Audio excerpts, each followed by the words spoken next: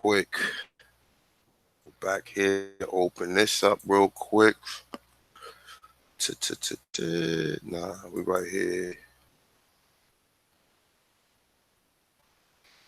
Go ahead. So open this up on my chat. Let me see something. Alright, let's go to my channel, back to my channel. Alright, so we live on this one. So I can look and see.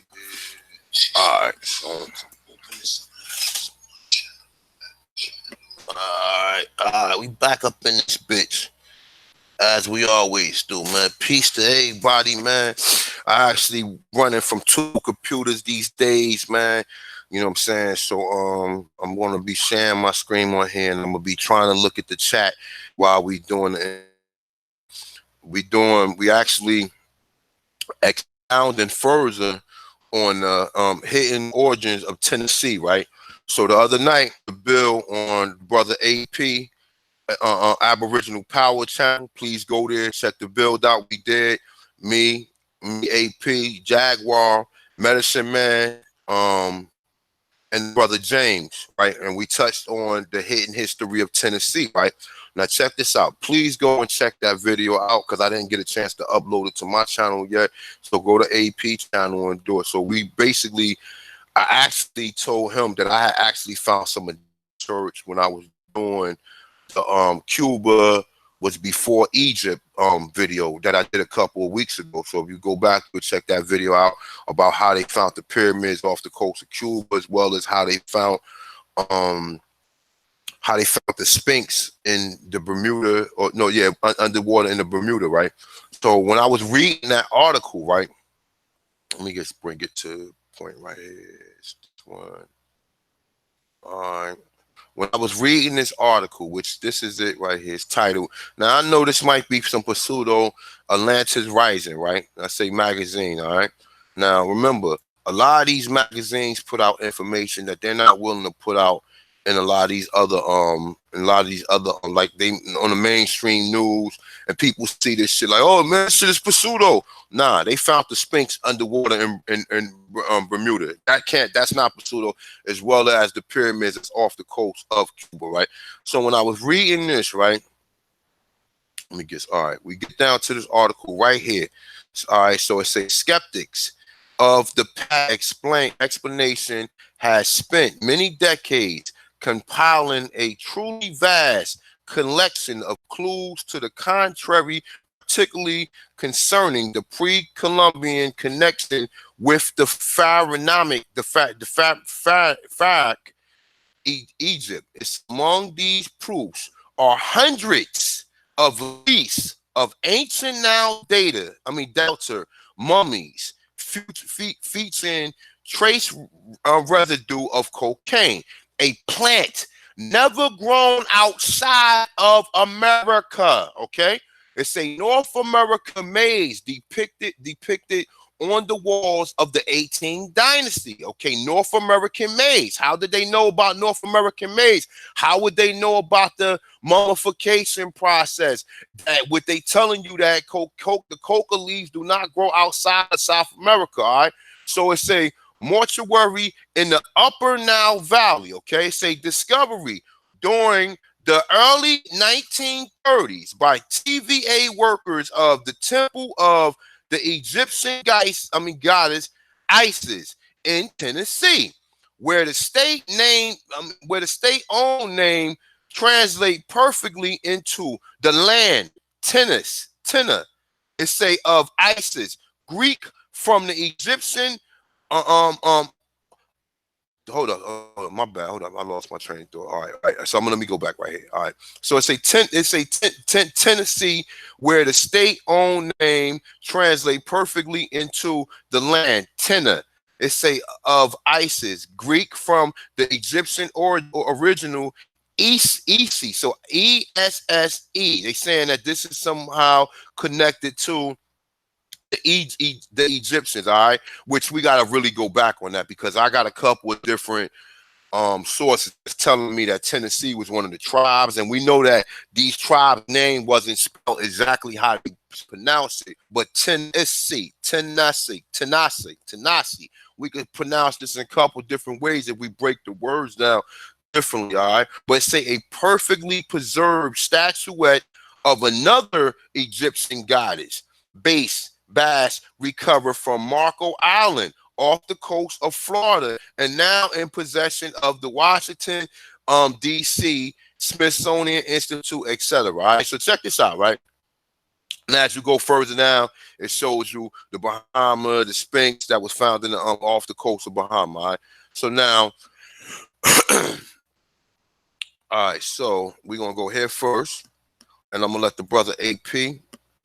AP, you with me?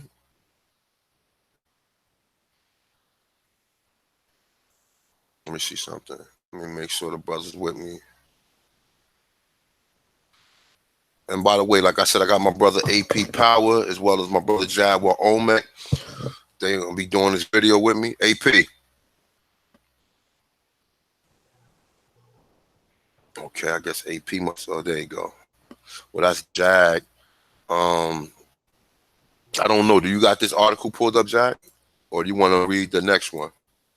You talking about the well, I had the secrets about Tennessee pulled up. I can pull up all right. So hold up. Stay there. Stay on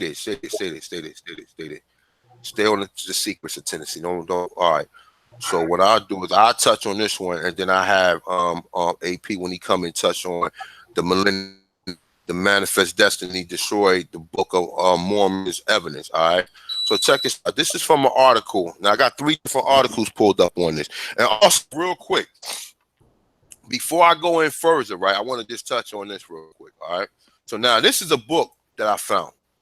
This is called the History of Tennessee from the earliest time to present. All right. Say together with historical and biographical sketch of Montgomery. All right. So here you go. Right. So this is a book right here. I put the link in the description. Right now. On Google, I found this because I don't know if you guys remember that I was telling you that that the people from Haiti or the people that was on that island came from the Americas. All right, now check this shit out right here. Now this is on page 46 on the Google page, but when you go to the actual page, I could not find it. I really gotta probably search through the book and really get familiar with this book. But this is on page 46 of the actual Google site. So I found Egyptian goddess found in Tennessee, and it came up with this page right. All right, so look. So it has some more information right here. I just want to touch on this real quick. This is not related to what we found, but I just want to touch on this. All right. So real quick. All right, say all the nations west of the Mississippi when they first became known to the Europeans were worshippers of the sun and were governed by a despotic princess. It's 2 prominent circumstances in which they differ from the Indians who lived on the Great Lakes. All right, now remember the Great Lakes and all that is around Chicago, right? It's and on the east side of the Allegheny, I don't know how to pronounce that. Say at this time, the Nashat tribe of the Indians occupy almost the entire eastern part of the Mississippi Valley, south of the Ohio River. It's in portions of the north of this river. It's and most of the mounds were most of the mounds were the limits of their settlements. All right, it's they were governed by one man who styled himself the child of the sun, or the sun, and upon his beast was the image of a luminary. He said his wife his wife was called the wife of the sun, and like him was clothed with absolutely authority. Okay, and that's why we see some of these images of people dressed up differently from the regular tribes of the regular Indians. All right, so it when either of these rulers died, the guards killed themselves in order to attend them in the other world. Wow. Now this to here in Egypt, right? It say they had one temple for the entire nation, and when no, it's saying when on one occasion it caught fire, some mothers threw their children into the flames to stop their progress. Wow. It say some families were considered noble and enjoyed the hereditary dignity. It say, wow, the great body of people were considered.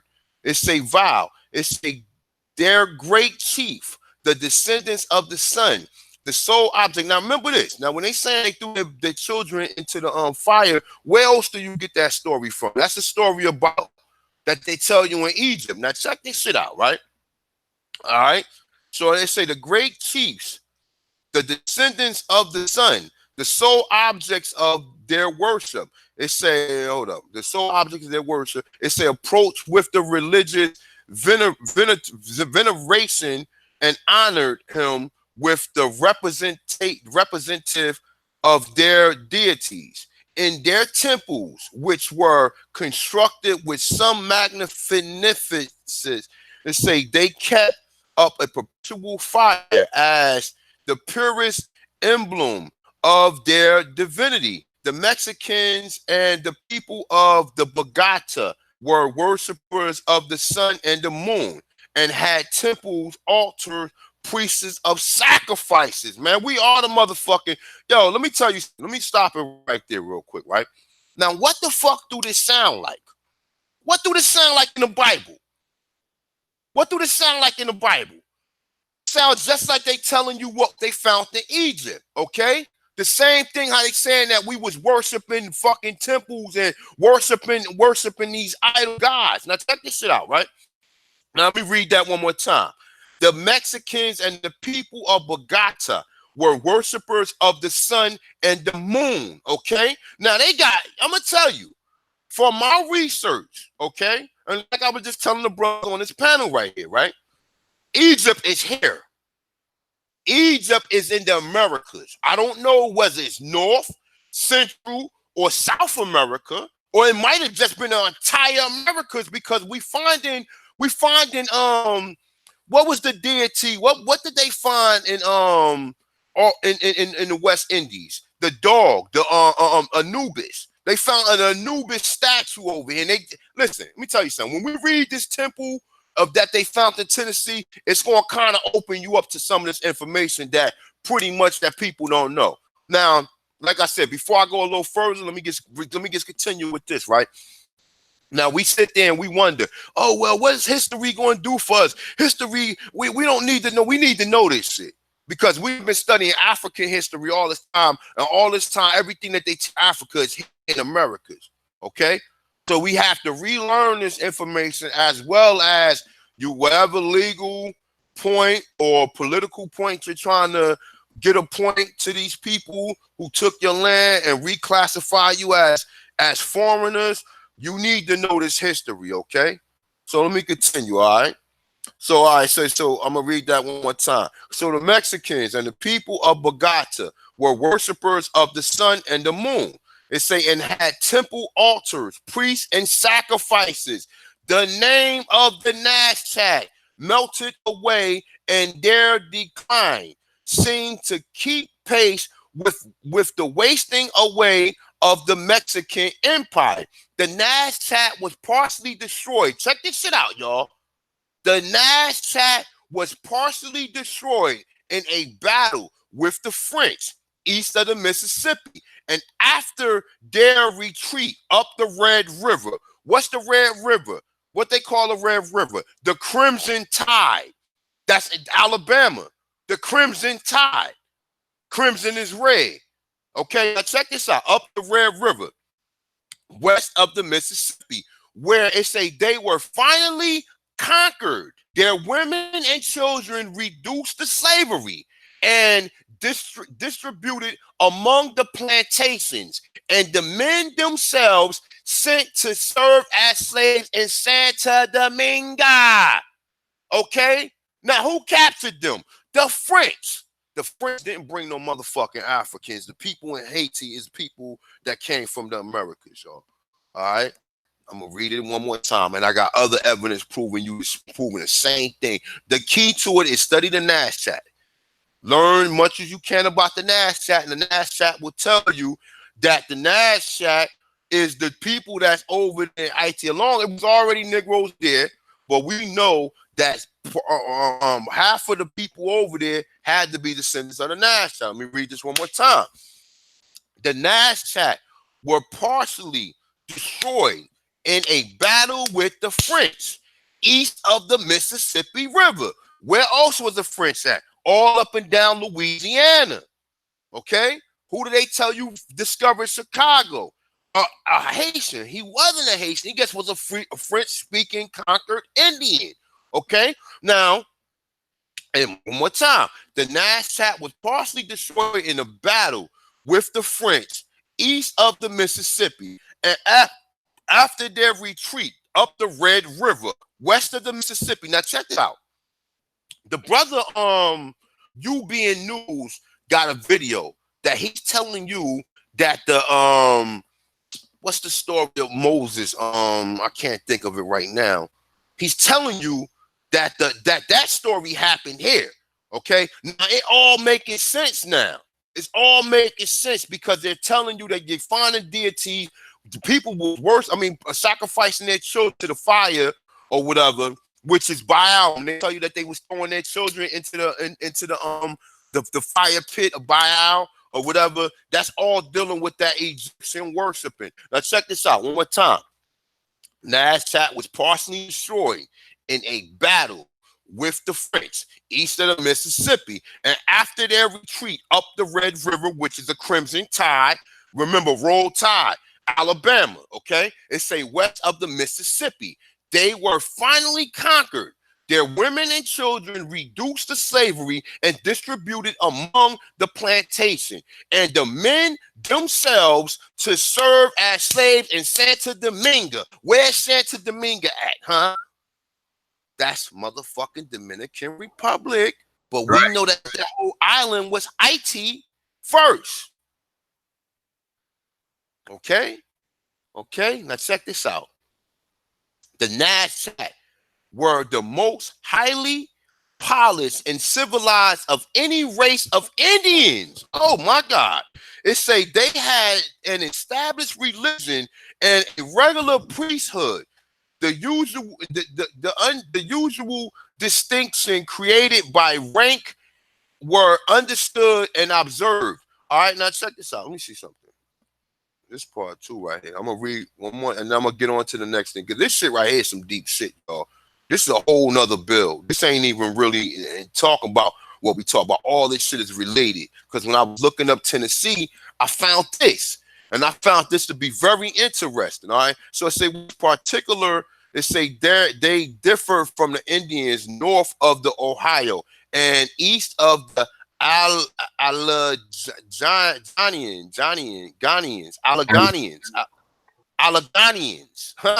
Alleghanians. Let's keep that word Ghanaians.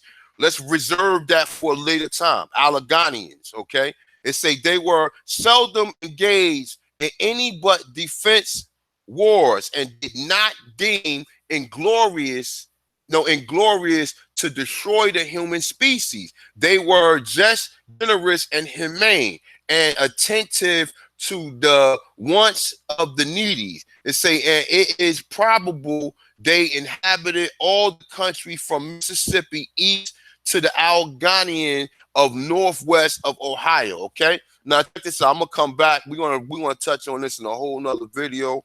Like I said, has a lot, man. Like I said, bro, the energies move me to make these videos. I make them according to how the energies move me. So we're gonna move on to the original bill about the Egyptian temple that was found in Tennessee. All right, like I said, I find this to be very interesting. I don't know the AP. AP, you back with us yet?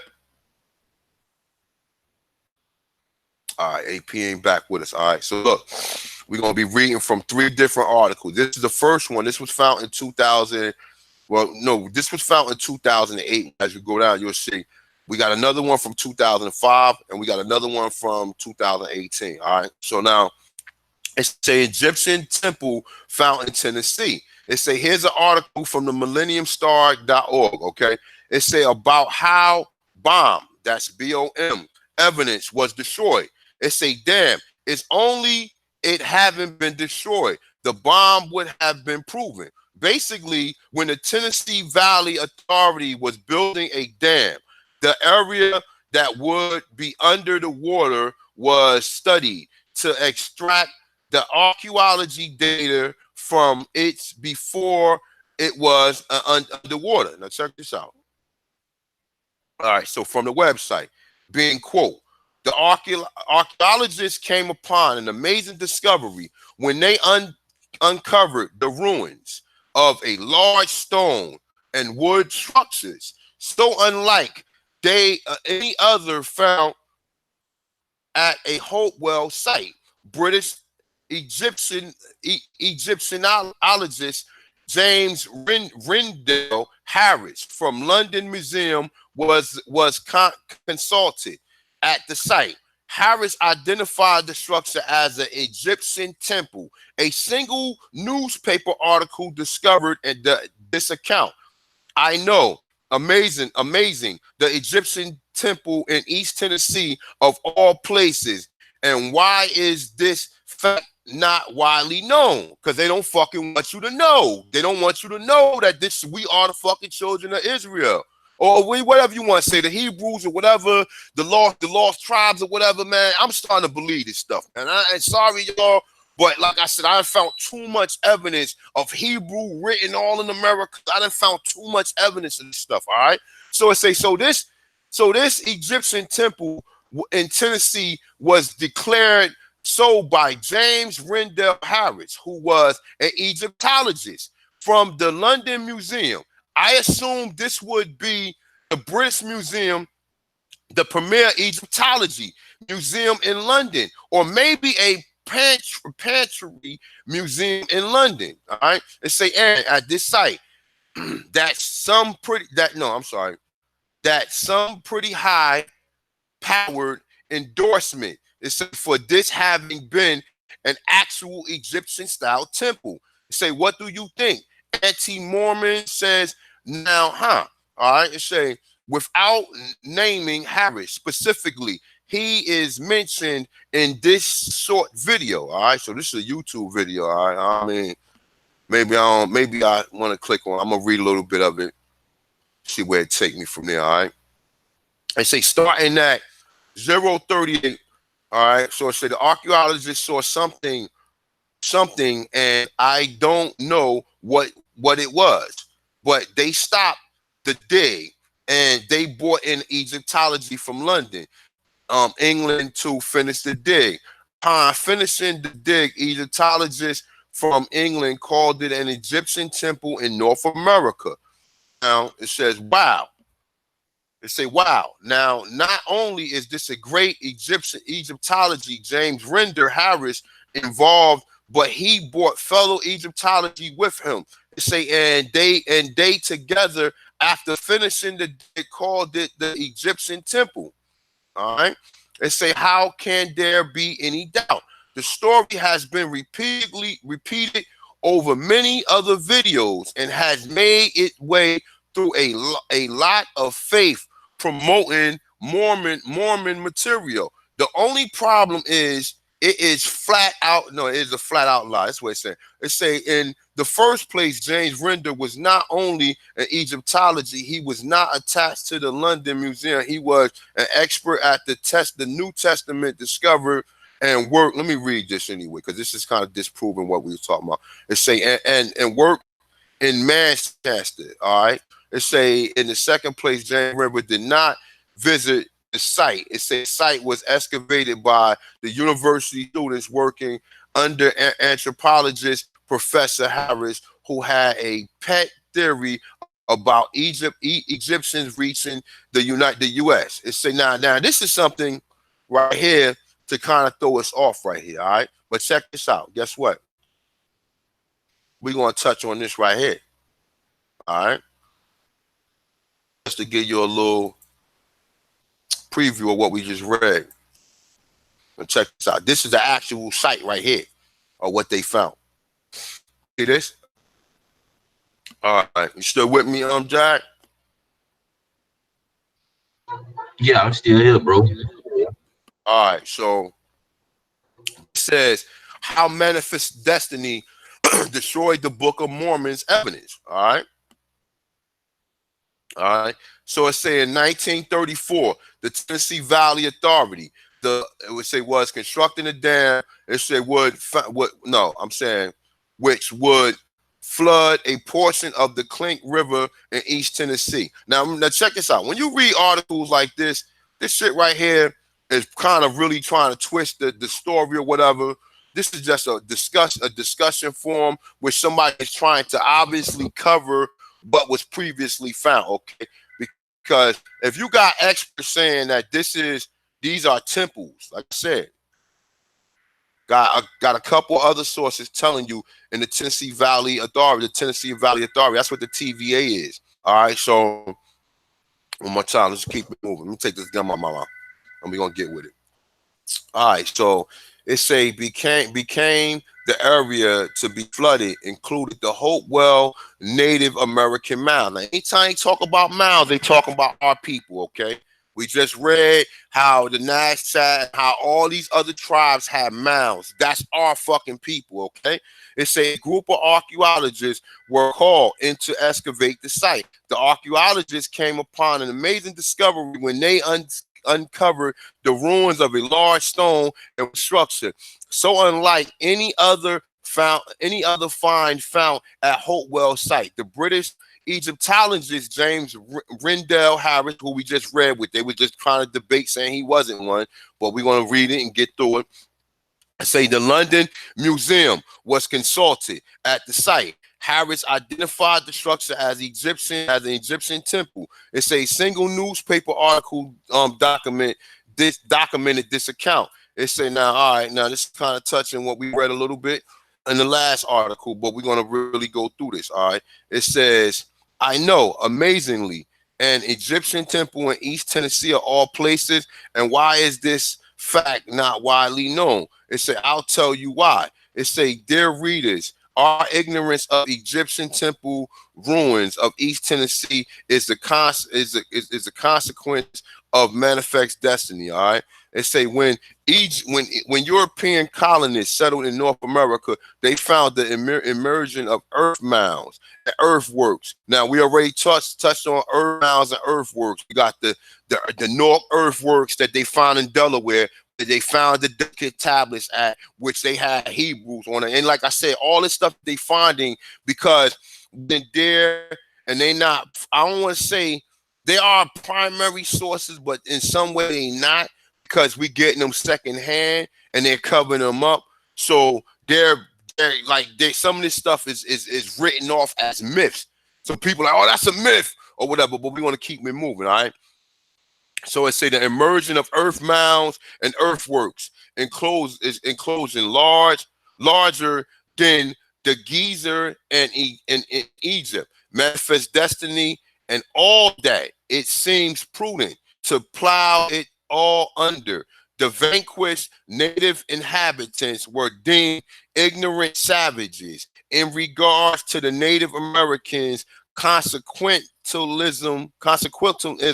it say was the morality of the day. In other words, the end justify the mean. So they basically saying that because when was this article published? The other one is kind of, the other article is debunking this. That's a form. This one is in January 12, 2015 by J.A. Benson.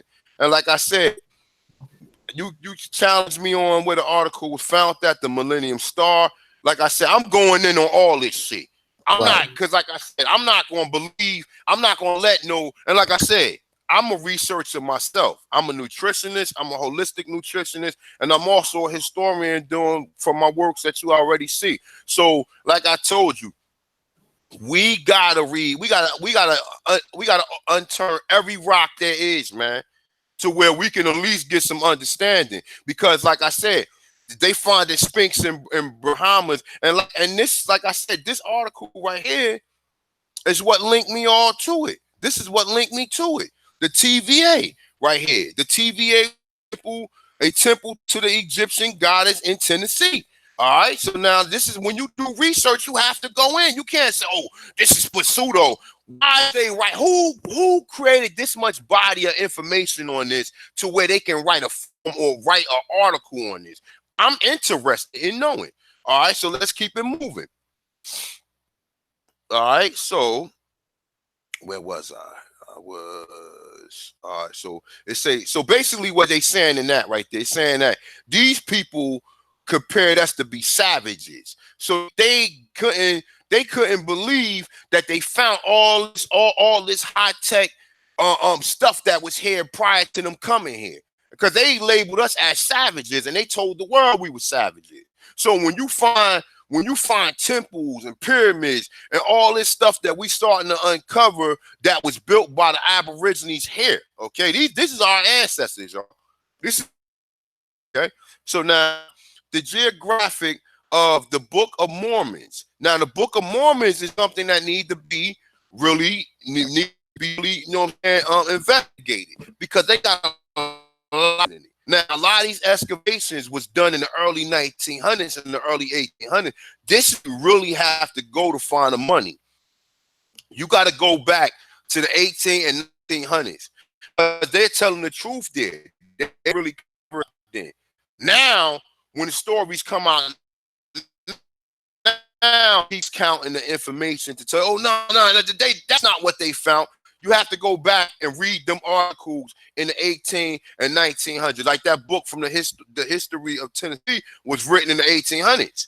And they're telling you everything that they found here, okay? Now, I'm going to continue. It's a complex story with multiple factors involved. For example, when the book was published, it was commonly thought that the Native Indians have never achieved the level of civilization and defined in the book, Ancient Society by Lewis Henry Morgan. They say, which has become the handbook of instructions for the U.S. government in dealing with the Indians. Now that's the source right there. Something people need to be writing down, and the researchers who do research need to be looking this up. I don't have time to do everything on everything. That's why I'm dropping this stuff for y'all that. Please get your pen and your paper out. This is critical information. So big ups to the brother unconscious when he went in extra, peeled back extra layers just to give y'all the real form of which is laid out. So and they this can't be fun. No, go. I'm sorry, my bad, my brother. Thank you. I go ahead. appreciate you too. No, you good. And this is beyond feathers and war bonnets, man.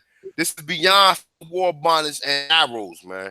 All right, so like I said, I'm the continent. I want to sprung from the soil. So to get to the soil, we have to dig in the soil, and we find what's under the soil, because they done covered every fucking thing up. All right, so boom.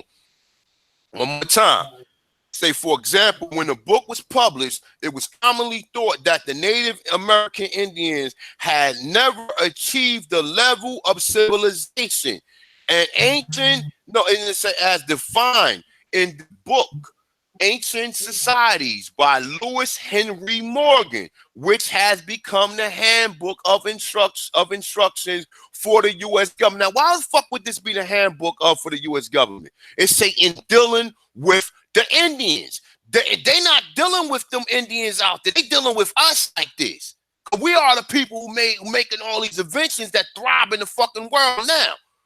All of the inventions came from us, the black aborigines, all of them. Every technology advance started from your fucking ass. I just touched on this Friday. You go back and look and see the motor, the helicopter. How the fuck did you build all this shit and they got you now sagging your pants and running around here like you a peon? Because you lost this information. Because they giving all your accommodations to the people over on that landmass of Africa. That's why you can't fucking figure this shit out. Okay, now let's keep it moving, all right? All right. So it's a Morgan proposed all human societies evolve through 3 stages of development, from being ignorant savages, a term he then used to label the Native Americans, to barbarianism, and finally towards civilization. John Wesley Powell, Powell. It say Ephraim George Squaller and Morgan was 3 highly influential men of science, politics, and Native American affairs, governing such organizations as the AAS, the American Association for Advancements of Science, and the Bureau of Ethnology, the Smithsonian Institute, the Bureau of Indian Affairs, and were actively politically. It say both Powell and Squarer father happened to be Methodist ministers in Palmyra, in New York. It say in the 1820s, when the Book of Mormon was first published, all these men begun what non-Mormon scholars have called the Watan destruction and the ancient history of the mound builders. All right, now that's us, okay? The mound builders. All right. Now, let me see something. It's a link right here. We're gonna keep it moving.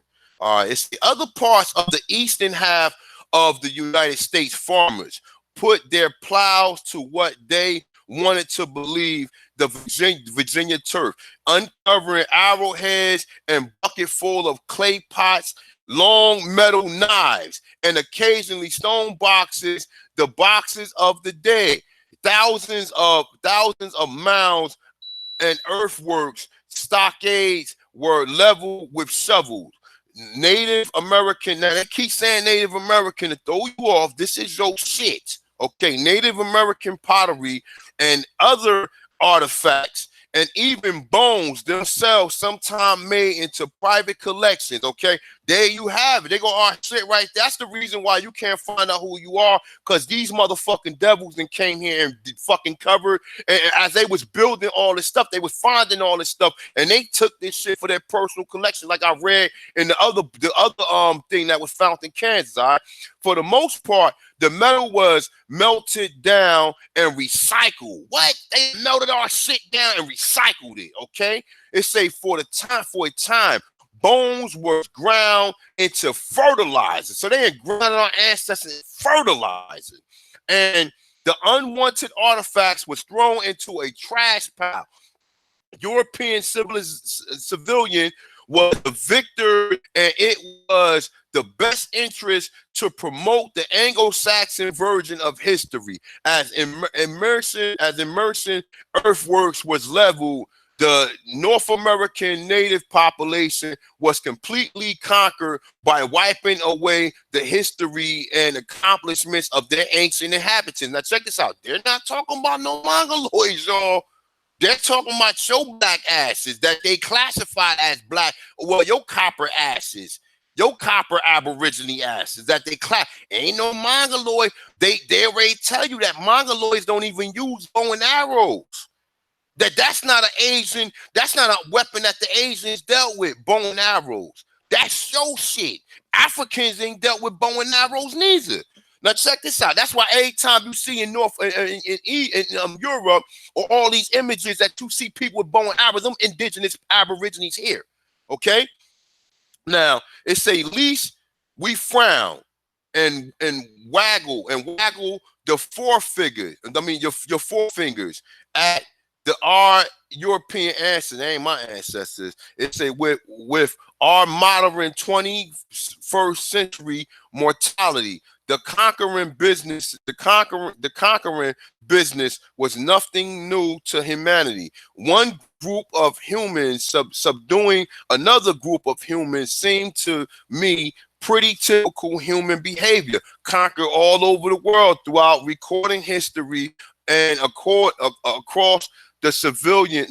all civilians has made it part of their conquering to ease the trace of the previous dynasties. All right, I'm gonna keep it reading, y'all. All right. It's a perfect example of what occurred in the eastern U.S., both north, south, including the Midwest, happened where I live, just south of the town Franklin, Tennessee. Okay, I don't know if the brother familiar with that, but Franklin, Tennessee. It's a on the southern edge of the eastern flank of the Battle of Franklin, where the Army of the Ohio soundly beat the Army of Tennessee on the fateful afternoon of November 30, 1864. Is a completely demolished Hopewell Mound site of the Mississippian period from 900 to 1450 AD, identified as the whatever. It's right here, y'all. I can't pronounce that. It's right here. The site is right here, y'all. And they got a hyperlink, so these probably got to pick some pictures of it. It said our house sits on the edge of the ridge, just a few yards from large bend in the Harpeth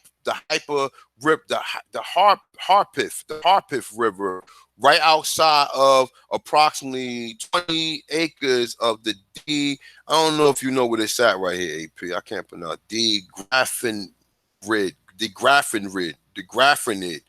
Graffinrid site in a quiet middle. You know what it's at? Yeah, that's like Western Tennessee. All right. What about the town of Franklin, Tennessee? They saying all this stuff is connected. Yeah, that's like middle. Like what? Go ahead. You good? So that's middle Yeah, Tennessee. middle Tennessee. A lot of the Indian territory resided at long, even after the 1800 census. You can pull up the 1800 census, show you dominate. The southern, middle, and the western parts of Tennessee was occupied with what they call Indians or Aborigines. Oh, let me see if I click on it. Let's see what this look like. I can always go back. I don't know. I should have just shot it from my laptop because I got a brand new laptop and this shit is moving fast. I'm still doing this from my desktop. I don't know why, but let me see. My shit will take.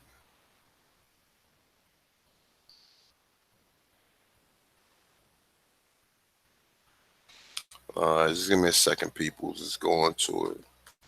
See all this is in Wikipedia. Let me see.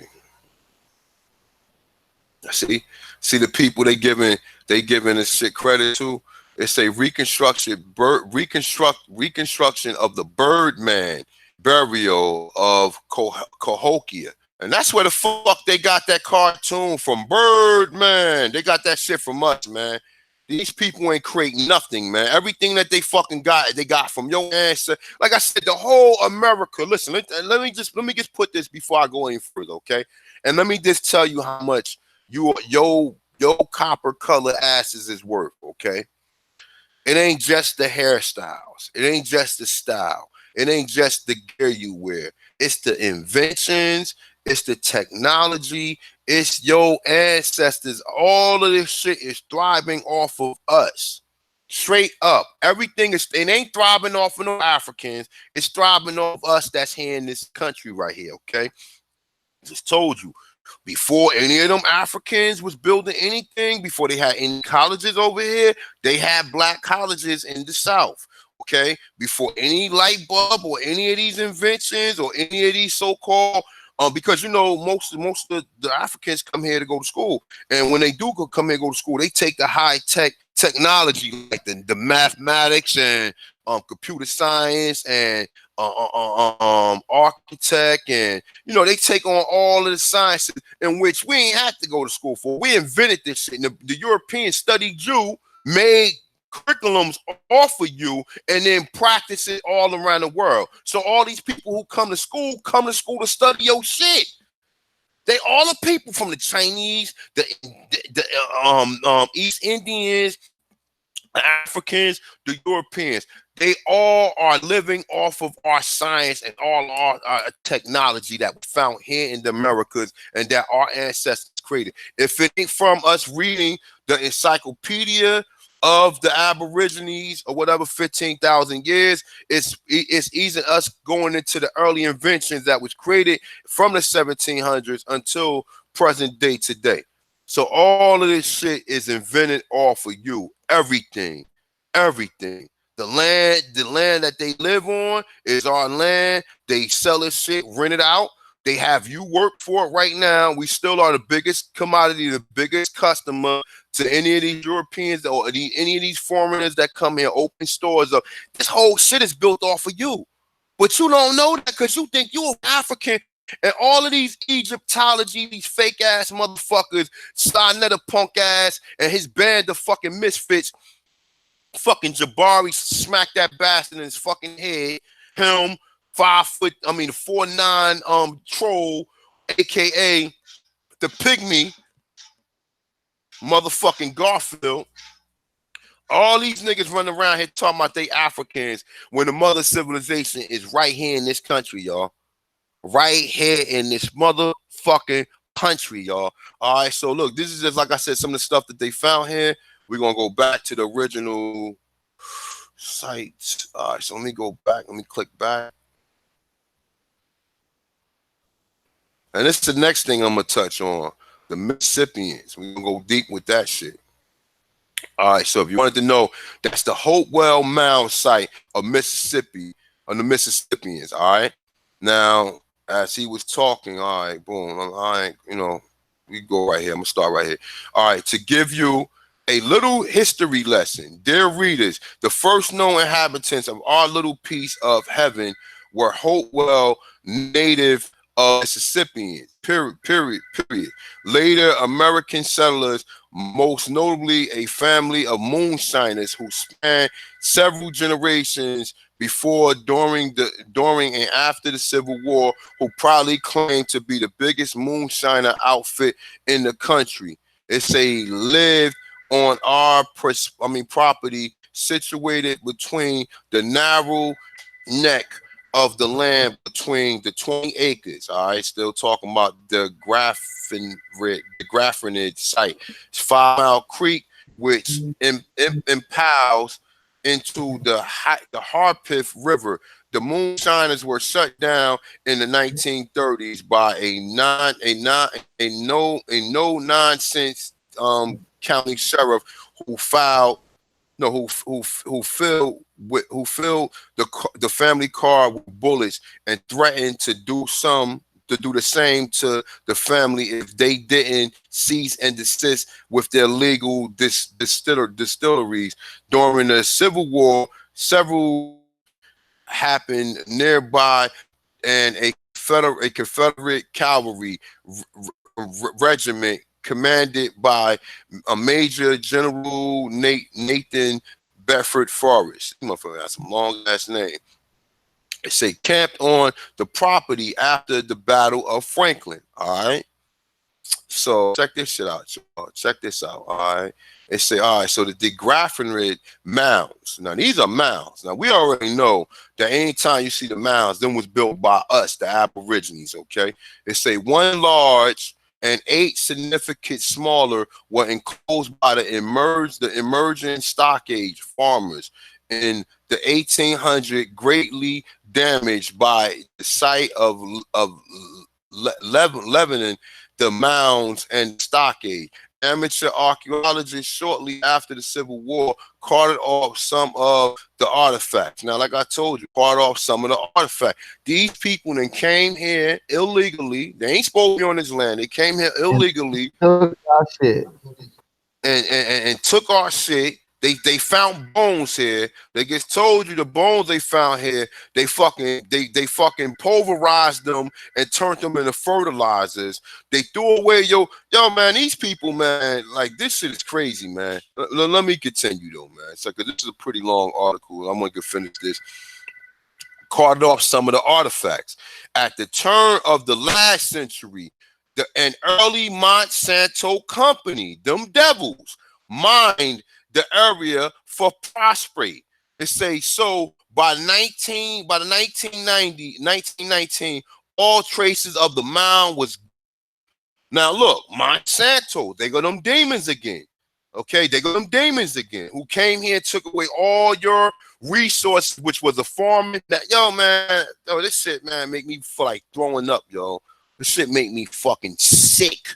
While you niggas been studying Africa all this time, these people been here destroying your ancestors and taking all of your history and throwing the shit away while your ass wearing while we get the fucking Dr. Benz.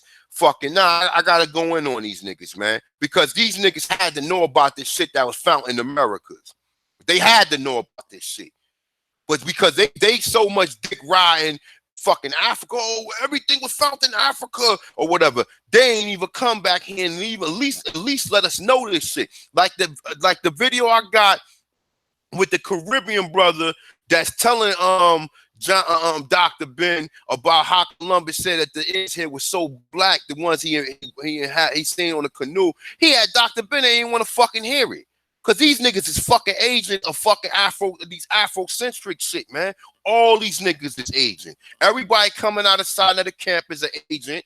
The Cyrus Suit and Settings, the young Pharaoh, all these niggas is agents, bro. All these niggas who detest the fact that we are Aborigines and the fact that we was already here. Anybody who claims Africa that is an American is a fucking agent. Anybody who claiming to be an African who know they ain't got no African ancestors, who never touched the soil of Africa unless they went there to visit, they are all agents, man. Let me it say after extensive damage was done during the late 1960s, we can thank the University of Tennessee Knoxville archaeologist A.C.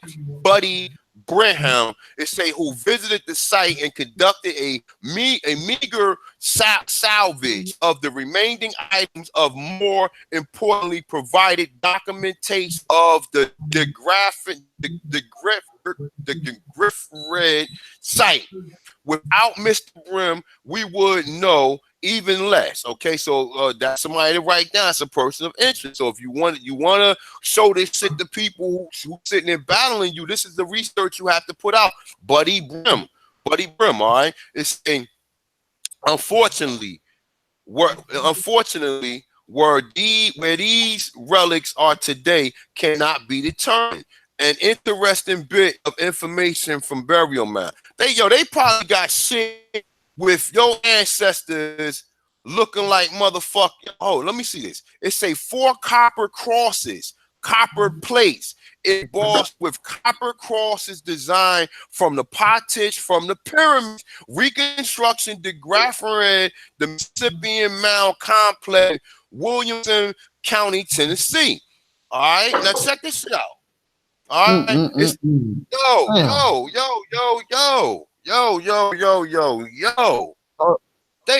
these motherfuckers is fucking liars and thieves, man. Oh my fucking God, man. Like I said, they telling you they Egyptian when these ain't no Egyptian nothing. These are people from over here. The people from over here. And we can prove that because we know the mummification process started here on this land. If they telling you how motherfuckers from Egypt to come all the way over here to get coca leaves to mummify people over there in Egypt, because they seen it happen here first. You fucking dummies, man. We've been fucking the whole time. We've been running around here with this Egyptology and Afrocentric shit when the fucking mother of all civilization is right here in the Americas. Okay, now let me keep reading. And we can expound on it a little further, all right? So it said, I dig a little to find out more about Buddy Brim. It said, I came across, oh, this is interesting. I came across this forehead slapping tablet. During this time, there was not a state archaeology or antiquities law in Tennessee, nor were there any university interest in the archaeology of the regions. State laws did not yet protect prehistoric human remains. And when an ancient graveyard were encountered, during development, the graves were open to who wanted to dig them. My memories from do me a favor, just mute your mic a little bit so I can just because that shit is kind of disturbing me. My memories from that time include seeing troops digging graves to earn their Indian lore badges. The housewives digging with their kitchen utensils. These fucking devils, oh my fucking God, yo. It say members were also present on these sites. Through the intentions of records as much information as possible before graves were bulldozed away. All right, here go a site right here. Y'all can click on that right there. I got all the links in the description. So don't ask me where the links at. Just go right to the channel or whatever. It's right on my YouTube, right in the description. All right. And say if this all weren't a tragic, okay, now who it would, if he's saying it's a tragic, what the fuck is it for us? They say it would be really hilarious in the Keystone Cops kind of way. It say, think about it. It say, dear readers, if this chunk is tantalizing history, could it exist unknown to me? To me. A person who loved history right under my nose for 2 decades. It say to bring us to Wayne May and Rod Meldrum.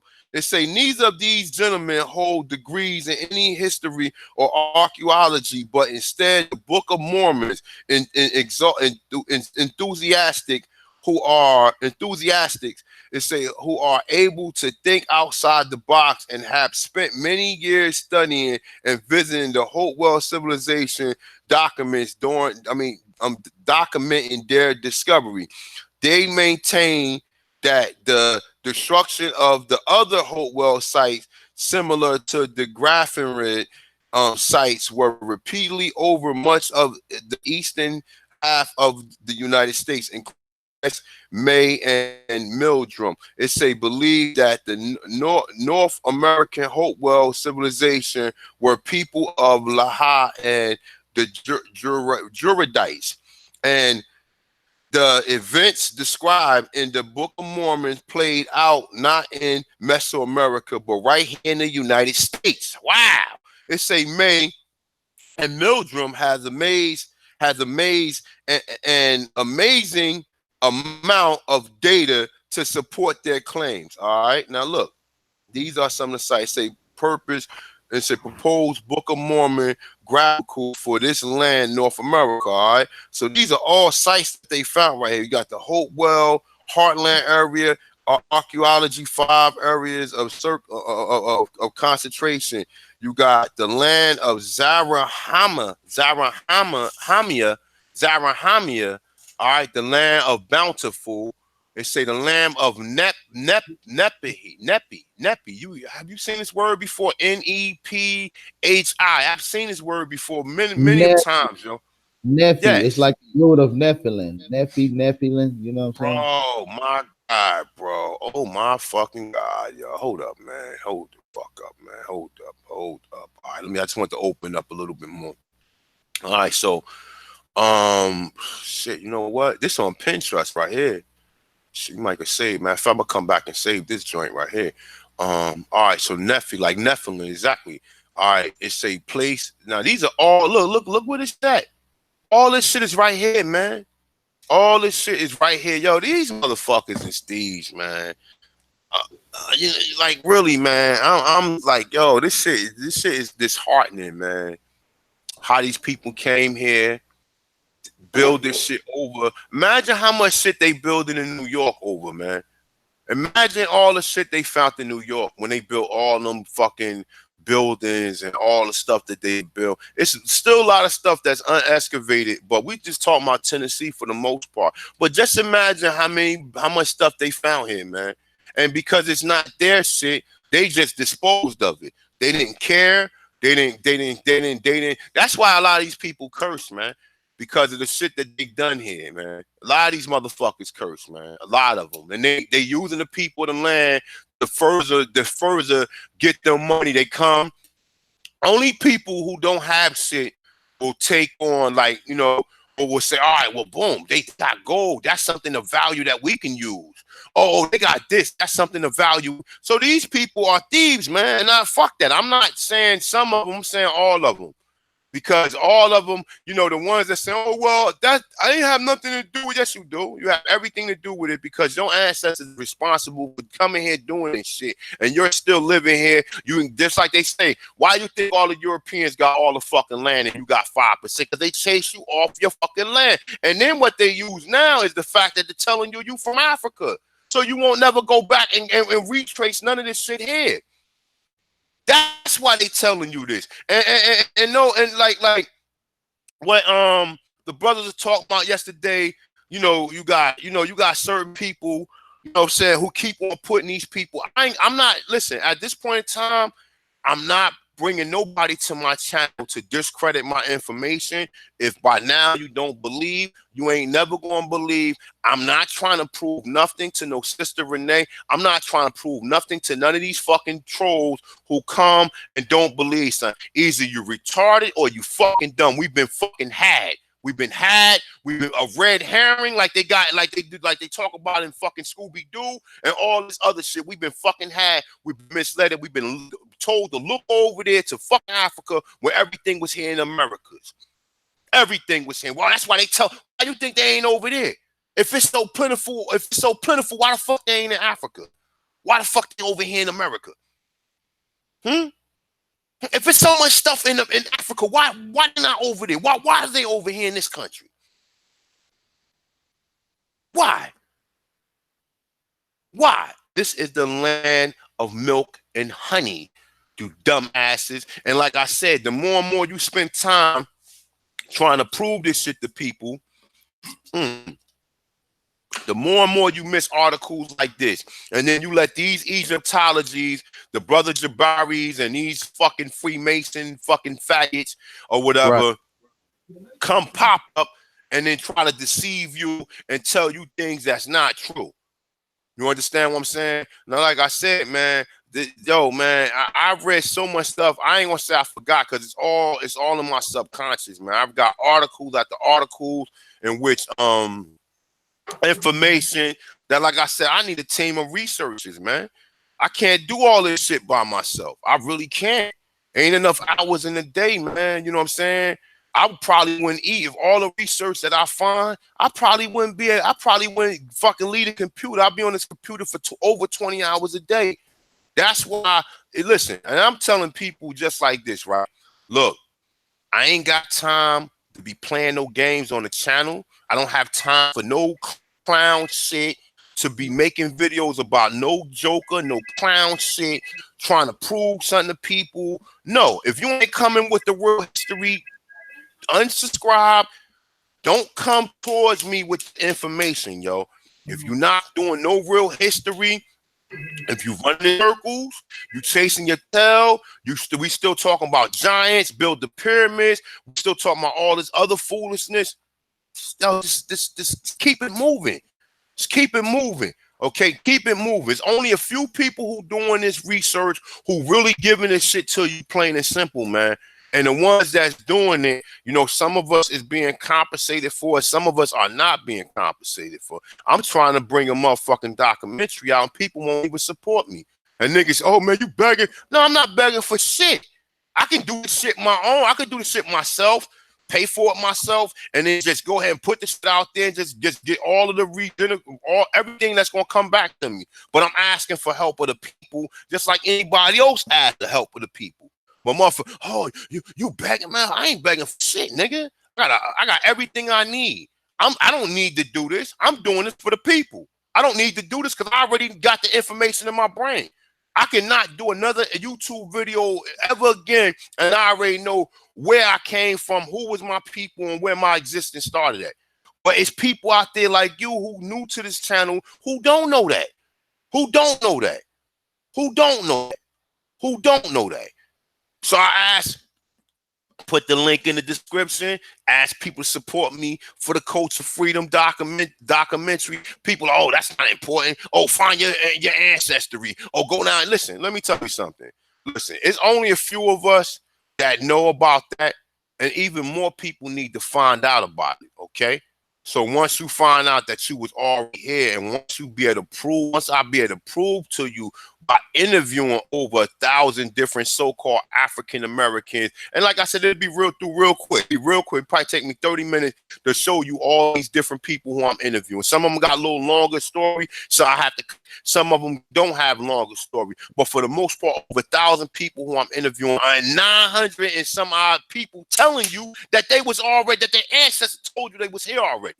Now, once I start showing them the 1790, the 1790 census, once I start showing them how many people they said was here, once I start showing them the pictures that was here, they already like, oh my God, they lied to us. Once I start showing them the ancient civilizations that they found here, that they're giving accommodation to these fucking mongoloids.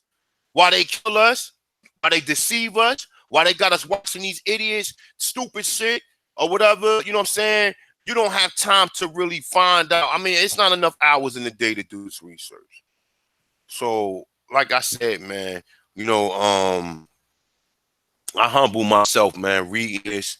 You know what I'm saying? The ancestors moved me to do this information, man. You know what I'm saying? Shout out to everybody in the fuck or whatever. But for the most part, man, I ain't got time to be dealing. If you claim to be an Aboriginal, you're not doing no real research. I'm not fucking with you.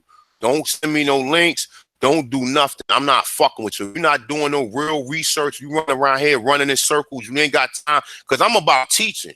I ain't about talking all fucking long. I'm about teaching. I'm about pulling up new research. Shout out to my brother Chief Holiday in the comment. I'll send you a link to in a minute. But you know what I'm saying? Some of these brothers, man, you need to step your fucking game up with this research, man. Because you know what I'm saying? It's a bunch of people. Niggas talking about giant, niggas talking about all this other clown foolery, niggas talking about hydroponics and shit. And niggas, you know what I'm saying, you funding all this goofy shit, but you don't even know your fucking history yet. You don't even know your history. You have to find this shit out for you to believe it, because you still don't believe it. I walk, you know what I mean? People, when I'm doing this interview, they say, oh yeah, my grandmother said I was Cherokee or Tausige. A lot of people, or Seminole or Gullah, Gitche, or you know, any of these tribes. Oh yeah, my grandmother was that. But so what are you? And I'm asking, you hear me asking, so what are you? I said, so why are you not what your grandmother told you you was? Who told you was an African? Oh, the government. Oh, why would the government tell you the African? So you won't find out this shit here that I'm touching on today. So let's keep moving, man. You see the mounds though, AP, right? Look at this. Ancient copper mines, East Tennessee. Hold on, let me go back up. So we was at the land of Nephi. The land of Nephi. Older than Zarahemia, okay? Older than Zarahemia. Now, all sources right here. This is right here. The land of Nephi right here, look. The land of Nephi is right here. I don't know where exactly that. I like the Appalachian Mountains or somewhere around the Appalachian. That's about like Knoxville area. As a matter of fact, that's where the brother is talking about. Buddy HP, who come from the University of UT, he's saying it's in that area, and that's right here in Knoxville, Tennessee, where I am. So, wow, the land. So we got the land of Nephi right here in Knoxville, Tennessee. We got the place of first landing, Hopeville, earliest Dayton, the land of desolation. We got the East Sea. All right, they say Lake Ontario. It's a city of Zarahemia. City of Mantia. Now you can find some of these names in the Bible, bro. I'm sorry, y'all. I'm sorry. I know people want to dismiss the Bible. I know people. Oh, that Bible is your shit. That Bible is your shit. It's your shit. It's your shit in that Bible. It's your shit in that Bible. So enough of the fucking games, man. Enough of the games. If you're not willing to go back and admit that we've been lied to, that we've been told, even with agents or whatever, even with, why you think a lot of our ancestors was reading that Bible? And I'm not telling nobody to go back and worship no Jesus Christ, none of this other goofy shit. I'm not telling nobody that, but I believe that they just told you that copper crosses was found here before 1492. Okay? Now look, It say waters of Mormons. It say the largest fountain in the U.S. The waters of Mormons. Where the fuck is that at? The waters of Mormon. Oh, that's okay. All right, all right. I see what it is. I see it now. Okay. All right. So you got Nauvoo, city of beauty. Nauvoo. You got Zeps Mounds. You got Hill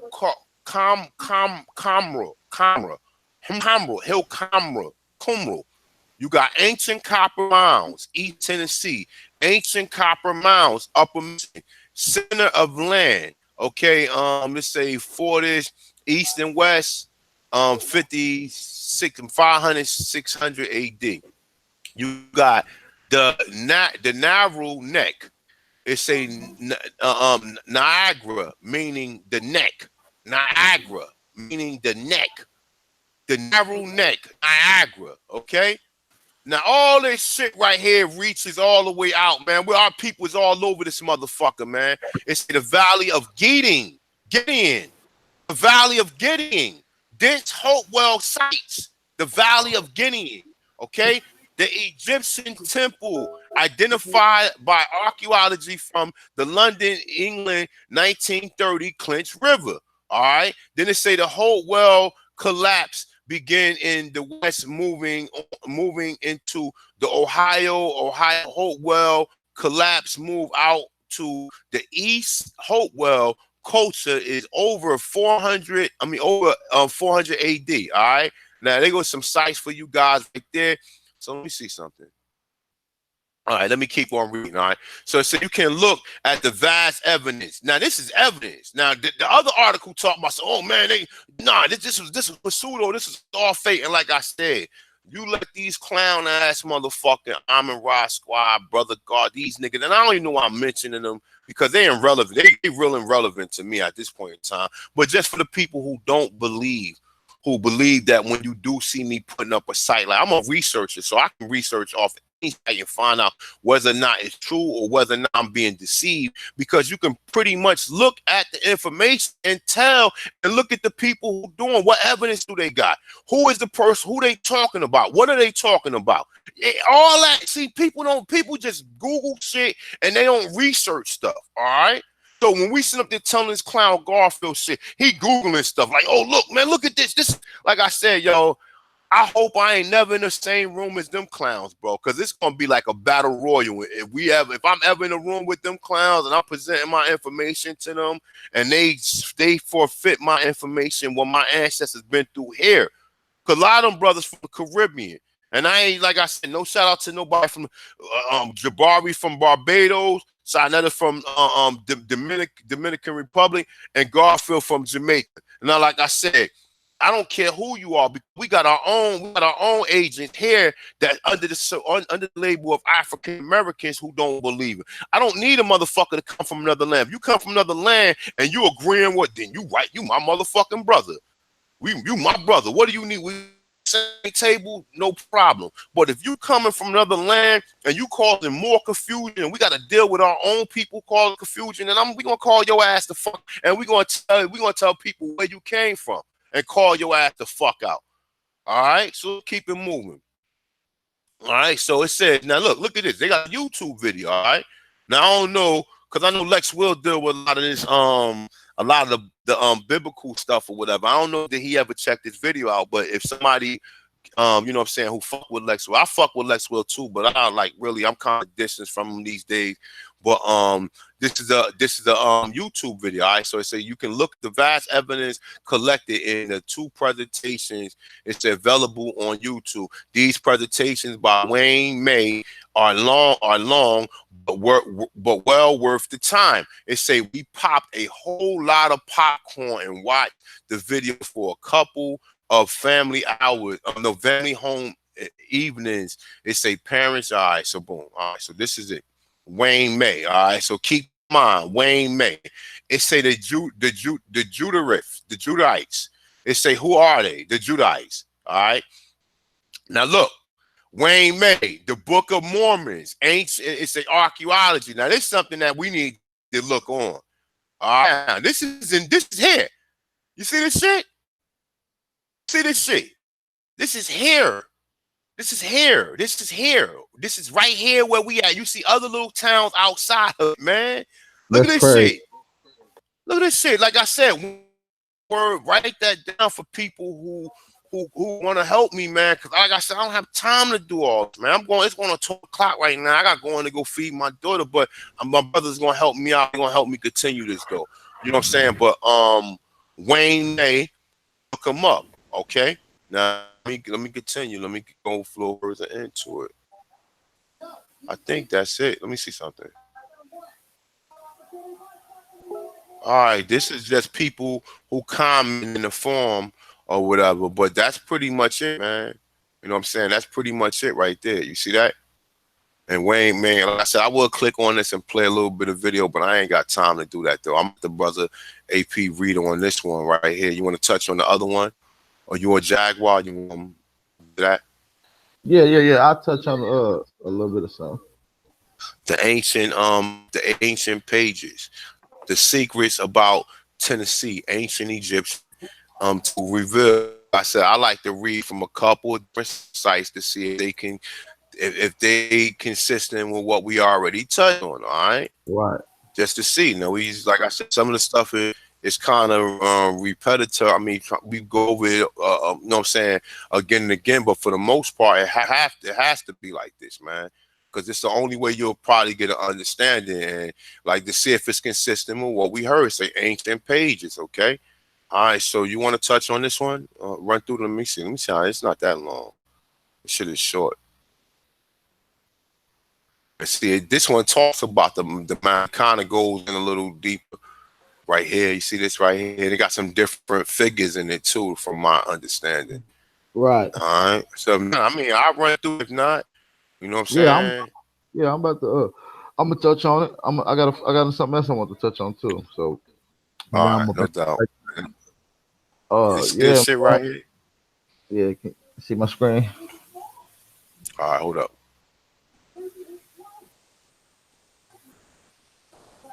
Touched on that. Oh, you touched on it. We just touched on that because they disproving it. They disproving it. They trying to say that everything we just read was bullshit. You heard me?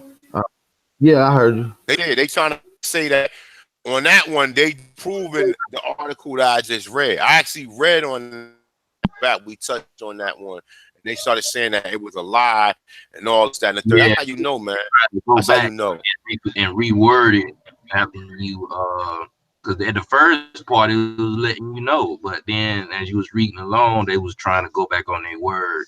Yeah, they start contradicting. Yeah, I want to show the contradicting. But yeah, we can touch on this. I mean, Jack, don't you got the other one up? I can pull up the other. I had the one AP about to pull up, but I can pull up the other one right quick though. You can go ahead. I mean, like you can open it up.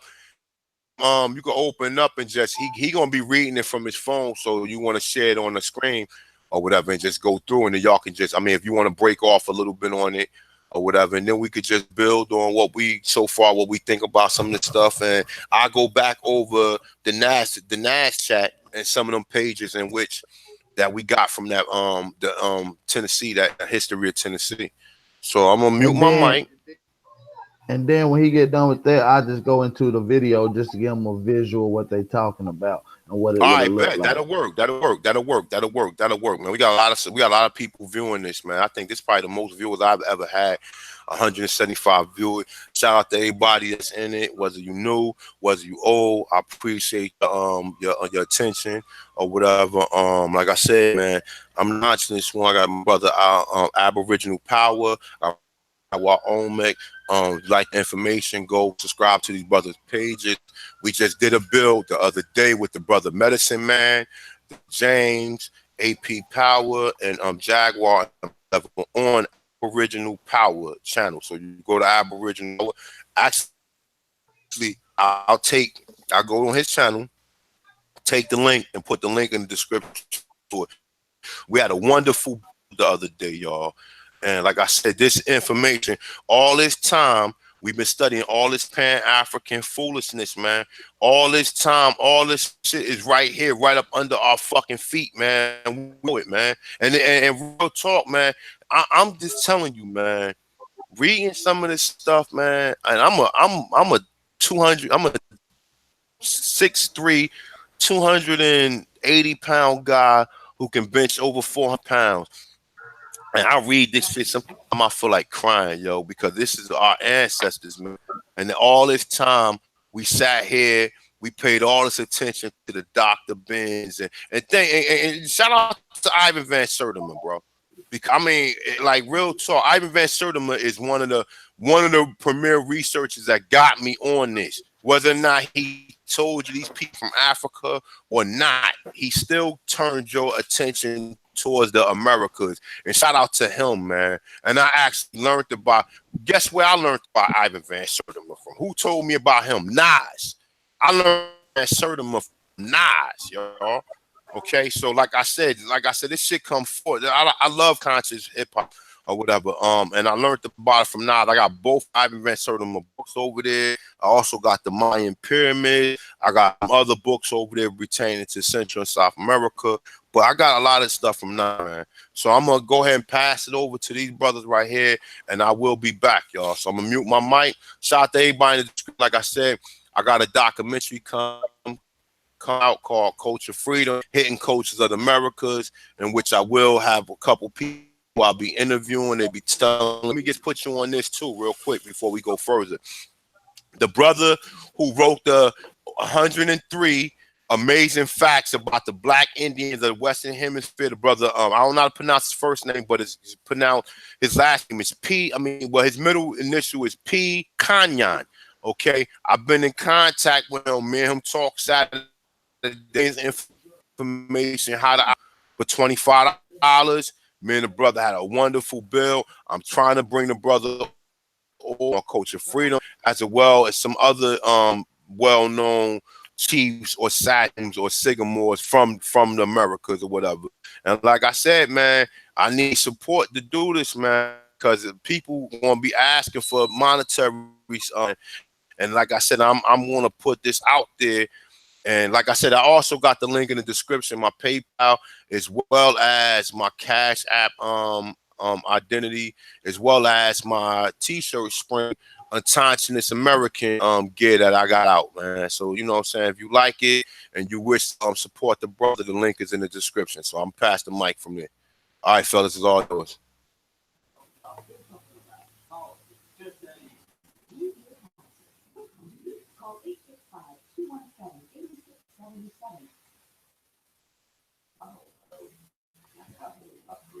All right, let's get it. We're gonna read on Jag. Was you gonna read the secrets about Tennessee? Yeah, I'm gonna read it now. My bad, I had my all right. Secrets about Tennessee's ancient Egyptian temple revealed. That's what we've been building on. This article right here is pretty nice. It's August 15, 2018. So that's pretty recent. We got here Dr. Greg Little on ancientpages.com. The background of Tennessee's ancient Egyptian temple is not a great secret, but it appears to remain enigmatic to many who are interested in alternative archaeology, as well as proof to others that ancient America was visited in ancient times by people from the Middle East. I do believe that ancient America was populated by an astonishing blend of people migrating from many parts of the world over many thousands of years, and it's possible that some ancient Egyptians made it to America. Okay, so of course, he's going to think that because that's the normal narrative of these stories, even with some of these religions like the Bible. You know, you misinterpret it. Yeah, so-called Hebrews or Israelites were from Assyria or Africa or whatever. You know what I'm saying? Basically, not to this land, but we've already proven in an American Encyclopedia that fringes was created here. just different things according to the Israelite stories, man. It's always we done found too much in America. We got the That's Temple right. of we got Palenque in Mexico, which is describing you the city of David. Then you got the city in Peru talking about Cusco, describing matter of fact, the Palenque is describing Solomon's and Peru, I think, is describing David's. Now I might have to go back to this perspective correctly, but I think that's the way it is. Either way, these temples, and we got plenty of other facts and artifacts that describe this land in America. So dodge the hijack on that. So this is what he said, and it's possible that some ancient Egyptians made it to America. So you got to look at these words also. It's possible. All right. So I'm sure archaeologists will scoff at the idea, but all I'm saying is that it is possible. But the assertion that this particular site was Egyptian is a stretch, a long, a long stretch based on just about nothing whatsoever. The Egyptian temple assertion was made solely on the speculations of a respected British manuscript curator after he saw a photo of the excavated mound in the New York Times in 1934. Say this is the photo that impressed Is him right here. it random shit? Uh, that's the picture right there. They say the British curator J. Rendell Harris was a respected biblical scholar and was 82 years old when he saw the newspaper photo. He was very impressed by the photo he saw in the newspaper article describing a site that had been excavated in Tennessee. In 1935, he published a brief article about it, a temple in Tennessee, as part of essays he routinely issued. Say much earlier in his life, Harris had become convinced that Egyptians visited America well before Columbus. Once again, dies their hijack because, like I say, we done found too much to prove that Egypt was actually here in America. So they have to go with what they know. They probably haven't discovered what we have discovered. So bear with us. He thought that the initially visited the Bahamas. He said he thought that they initially visited the Bahamas and eventually moved into the Gulf of Mexico and up the Mississippi. He also speculated that Egyptian traders took copper from the Americas back to the Mediterranean and that they established a large colony in East Tennessee. The excavation of a building structure under a mound in Tennessee and the photo from the excavation was enough to convince him he was correct. When the photo was published, Harris saw what looked like standing stones forming the perimeter of a square building. It had been excavated from under what is assumed to be a Hopewell era mound, but it's more likely it was Mississippian.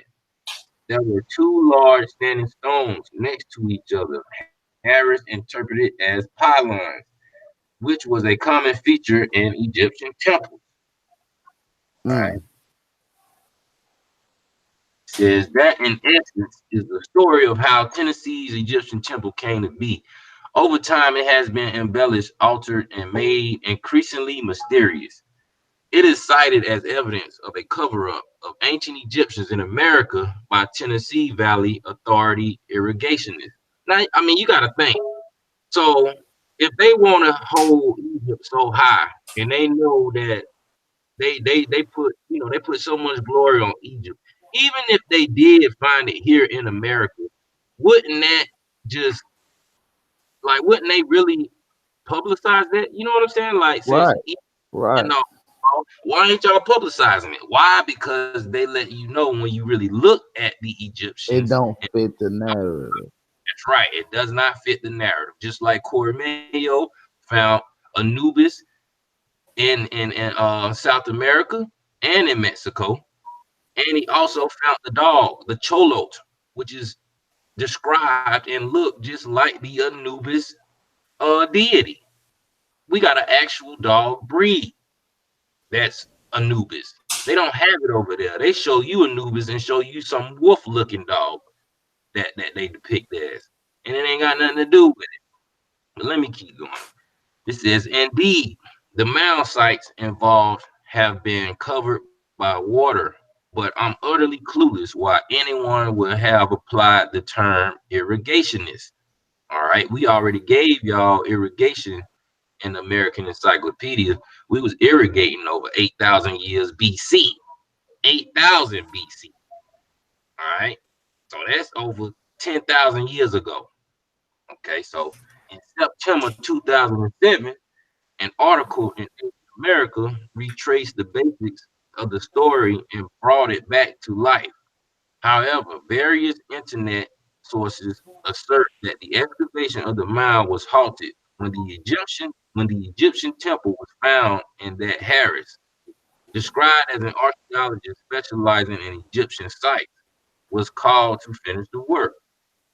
It said it is also widely asserted that here were two huge standing stones forming an entranceway into this temple, and that the walls of the building were stone. As none of this is true, but the story is intriguing. Other internet sources claim that many of the excavated sites near the temple had large standing stones, many in straight rows, associated with them. That is true, depending on what large means. Okay, so they letting you know like it's been different stories, and they giving different interpretations by different people. In December 1933, the Tennessee Valley Authority, which is TVA, convened a conference in Knoxville, Tennessee, with several universities, representatives, and other governmental agencies for the purpose of planning a survey of Native American sites that were to be inundated after the Norris Dam was completed. Okay, let me read that again. In December 1933, the TVA, Tennessee Valley Authority, convened a conference in Knoxville, Tennessee, with several university representatives and other governmental agencies for the purpose of planning a survey of Native American sites that were to be inundated after the Norris Dam was completed. So they letting you know they doing whatever they can to cover this up, to wipe it out. Right. All They don't right, want this information to get out. man. It says the dam on the Clinch River was to be the first hydroelectric dam for the TVA. By August 1933, the survey project was planned, and the survey and large excavations were conducted by the Civil Works Administrations and later through Federal Emergency Relief Administration funds. The project was done by late 1934. The TVA supervising archaeologist was William S. Webb.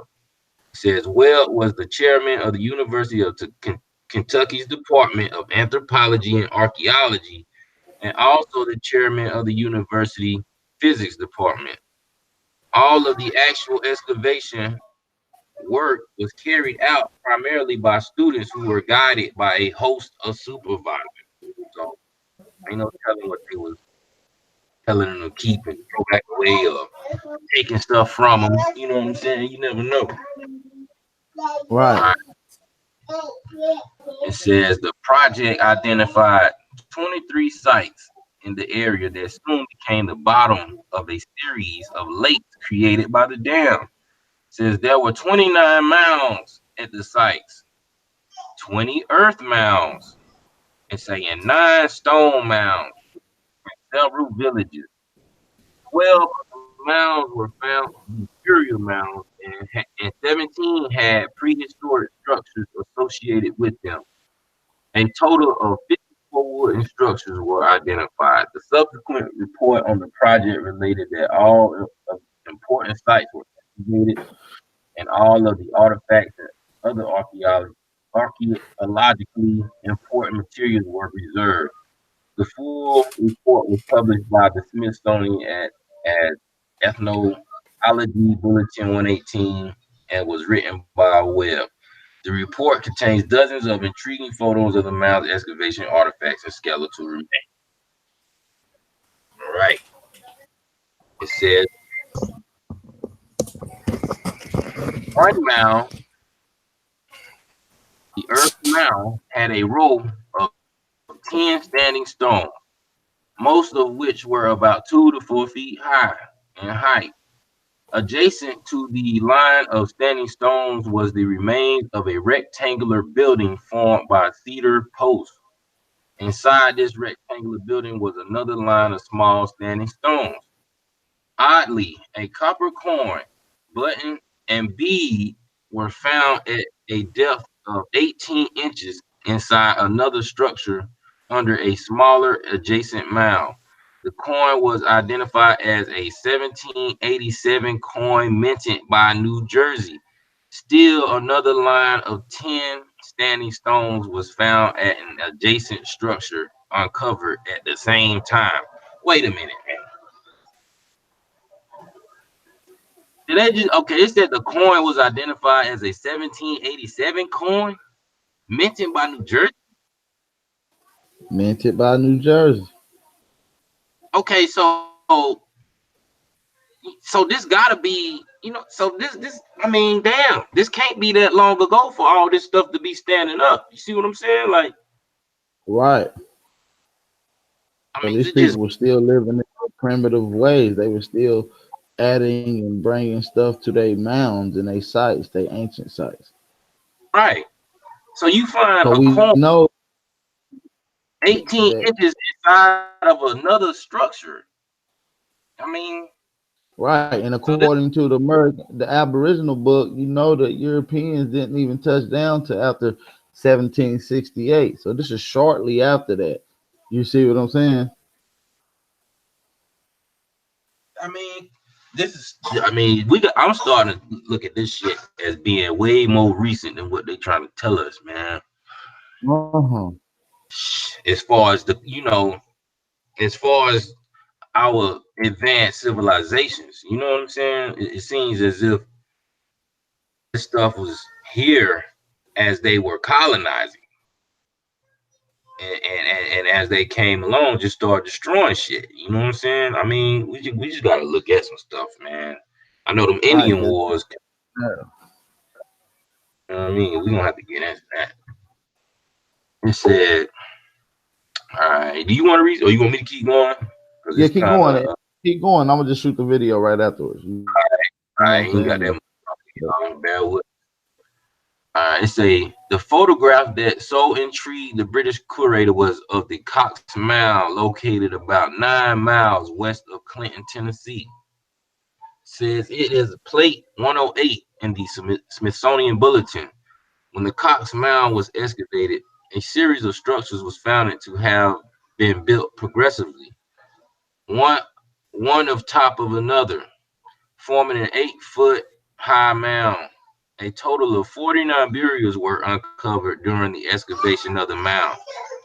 It says the photograph one, plate 108 shown at the top of this article. Okay, wait a minute, wait. It says the photograph plate 108 shown at the top of this article shows the floor of the mound. The, the nearly square building that had originally been constructed before the mound was formed over it was 37.5 feet by 36.5 feet. It says the outer walls were formed by upright red cedar posts, about 14 inches in diameter, embedded from 4 to 30 inches into from 4 to 30 inches into the soil. It says this structure had a roof covered with sod. At some point, the side roof collapsed and another structure was built on top of it. It says the second structure eventually collapsed and a third structure was erected on on the top of the earlier two buildings. So they just stacking, you know what I'm saying? It's like they showing they're describing like they stacking buildings on top of these mounds and stuff. It says, however, some of the cedar posts from the original building remained in place. It remained in place. Hold on, I left my spot. Okay. It say, however, some of the cedar posts from the original building remain in place, and they appear to have been incorporated into the later structure. When the excavation was done in 1934, the excavators carefully dug around the remaining cedar. It says posts leaving numerous irregularly shaped vertically cylinders, which appeared at first glance to be standing stones. It says two of these posts were 72 and 82 inches tall. The tallest stones, the tallest at the site. The remains of the cedar posts were treated with a liquid that hardened the rotted wood, and the dirt surrounding the cedar post was later removed. It says inside the building, the excavators found 72 limestone and sandstone blocks scattered around. Okay. Another pile of 200 irregular rocks was found in a different area of the building. These can be seen on the photo at the top of this page and were the only rocks found in this excavated structure. While standing stones were found at other mounds, strangely, none of the features shown in the photo that so impressed Harris were actually standing stones. Okay, stuff right there. All right, Mystery of the Lost Underground City of the Grand Canyon and all. It say all of the vertical features shown in this mound were the remains of excavated cedar posts. A careful review of the pottery and other artifacts found during the excavation are typical Native American objects, characteristics of Mississippian villages active in that region in the 1200s to historic times. All of the sites that were excavated by the TVA project have now been underwater nearly 80 years. It says, out of my own curiosity, all of the measurements of skeletal remains found during the TVA were examined in the bulletin report. And several hundred skeletal remains were found during the TVA excavations, and measurements were made on every bone and skull found. About 100 skeletons were sufficiently intact to make good measurements. The most consistent measurement of bones was the femur, and as a guideline, I used the usual estimation formula 2.32 times by femur in centimeter plus 65.53 centimeter. That's the formula. It says using this formula, the tallest skeleton found would have been just under 5 feet 10 inches in height. The average size of male skeletons was about 5'6". It says in 1950, Webb was involved in the excavation of the Dover Mound in Kentucky. A total of 55 burials were found in the mound, but in a log-lined tomb at the base of the mound, a skeleton 7 feet tall was found. I have no reason to suspect that Webb underreported the size of the skeletons. Man, that's crazy. So he's saying that They were smaller than what they was. yeah, or the other ones could have been larger than what the other guy was saying. That's Right. that's how you know, man. This is why you gotta look at this shit. Okay, That's messy right there. it says if it says in fact, it seems apparent that if he had found unusually tall skeletons, he would have reported them. And I also believe that if he had found Egyptian artifacts, he would have reported those as well. All right. So this is written by Dr. Greg Little, and this is the contributor. It says about the author. Dr. Greg Little is an author or co-author of nearly 50 books and over 1,000 articles. It says he is part Seneca, and is author of the Archetype Experience, People of the Web, and Grand Illusions, as well as several other books on ancient history. He has also published numerous articles on America's mound builder culture and specific mound sites. He has been featured in documentaries on the History Channel, Discovery, the Learning Channel, National Geographic Channel, and MSNBC and Sci-Fi. So the guy here is from America. He represents Seneca. We know Seneca is known up north. I actually have a town called Seneca here in South Carolina, where I'm close to. So he's pretty unbiased. He was just letting us know what they was reading and what he had his take on. So he letting you know that they hiding a lot of stuff and they hid this information. He just here to put it out and to be unbiased as possible, man. So Al, get that, man. Yeah, man. Here we go. I'm about to get into this video. I'm not for sure if it's on the screen or not, but 5 books so far. it's just a little long, but I'm gonna get into it a little bit. Skip it up a little bit.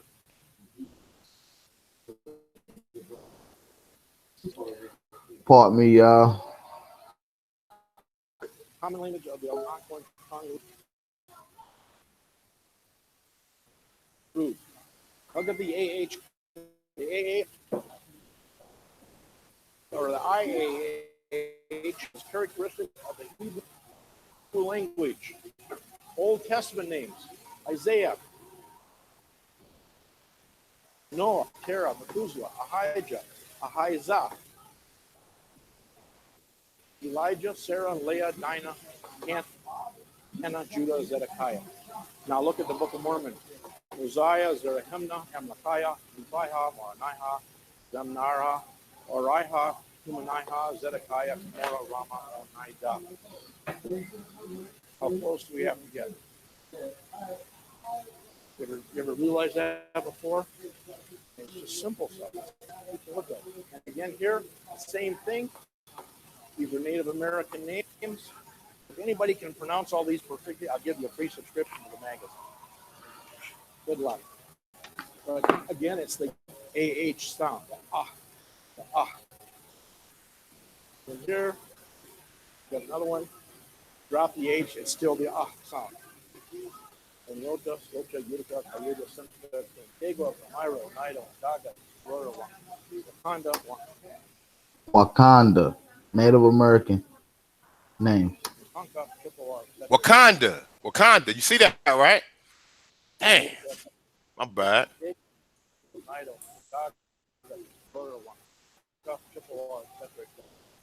Okay. Same phonetics, same sounds. Then we have this guy. I love this guy, Charles Mann, 1491. Lotto chronology.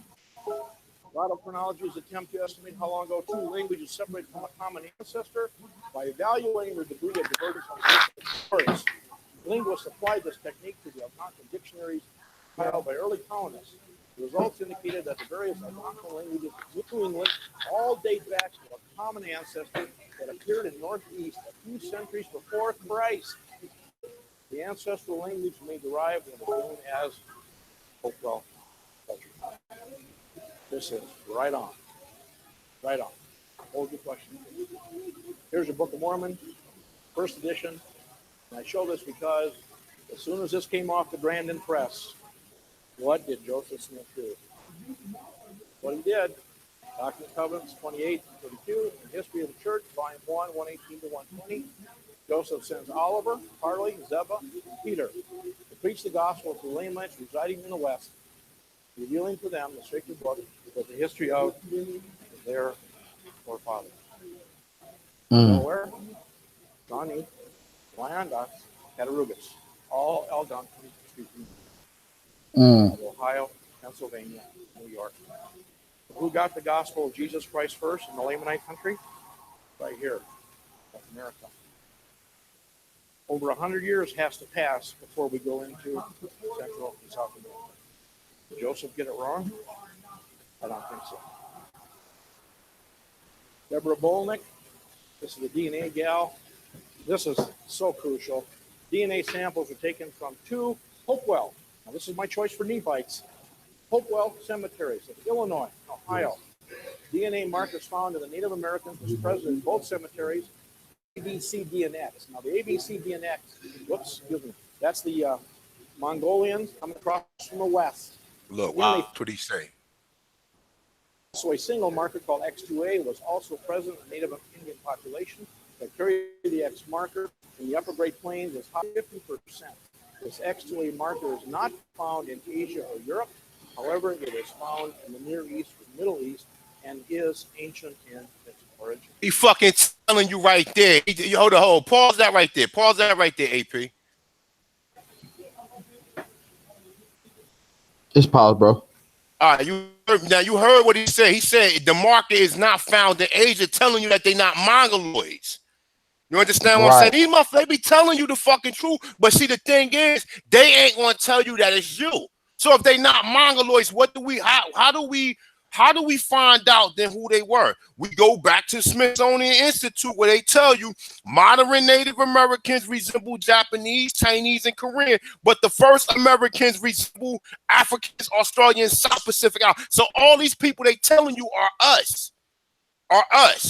You understand what I'm saying? He's right. bro. Right. And then, like I said, see, people they play with the Smithsonian. The Smithsonian give you information according to what they want to give it to you on. But you got to be smart enough to start saying, well, hold up, man. Hold the fuck up. He just pronounced Wakanda. He just told you Wakanda again, right? Why would they tell you Wakanda's in Africa? You know why? Because they knew you stupid motherfuckers was going to flock to the movies and you was going to be saying Wakanda forever over there. You dumb motherfuckers. You know, yo, these people been playing us like fucking sheeps, man. Like, yo, if they know Wakanda's here and they telling you that black people was here, why would they tell you Wakanda's in Africa? Because you already think you're African. That's a fact. You understand? He don't want you. That's why they telling you, oh, well, the gold is found in Wakanda. Wakanda don't exist, but El Dorado may have existed. So they don't want you to know that all the gold was taken from here.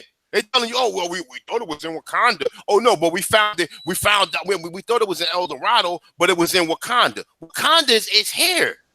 And this, like I said, man, I'm sorry, man, I'm sorry, man. But just remember, he said that the X2 marker was not found in Asia because he's telling you that's us over here.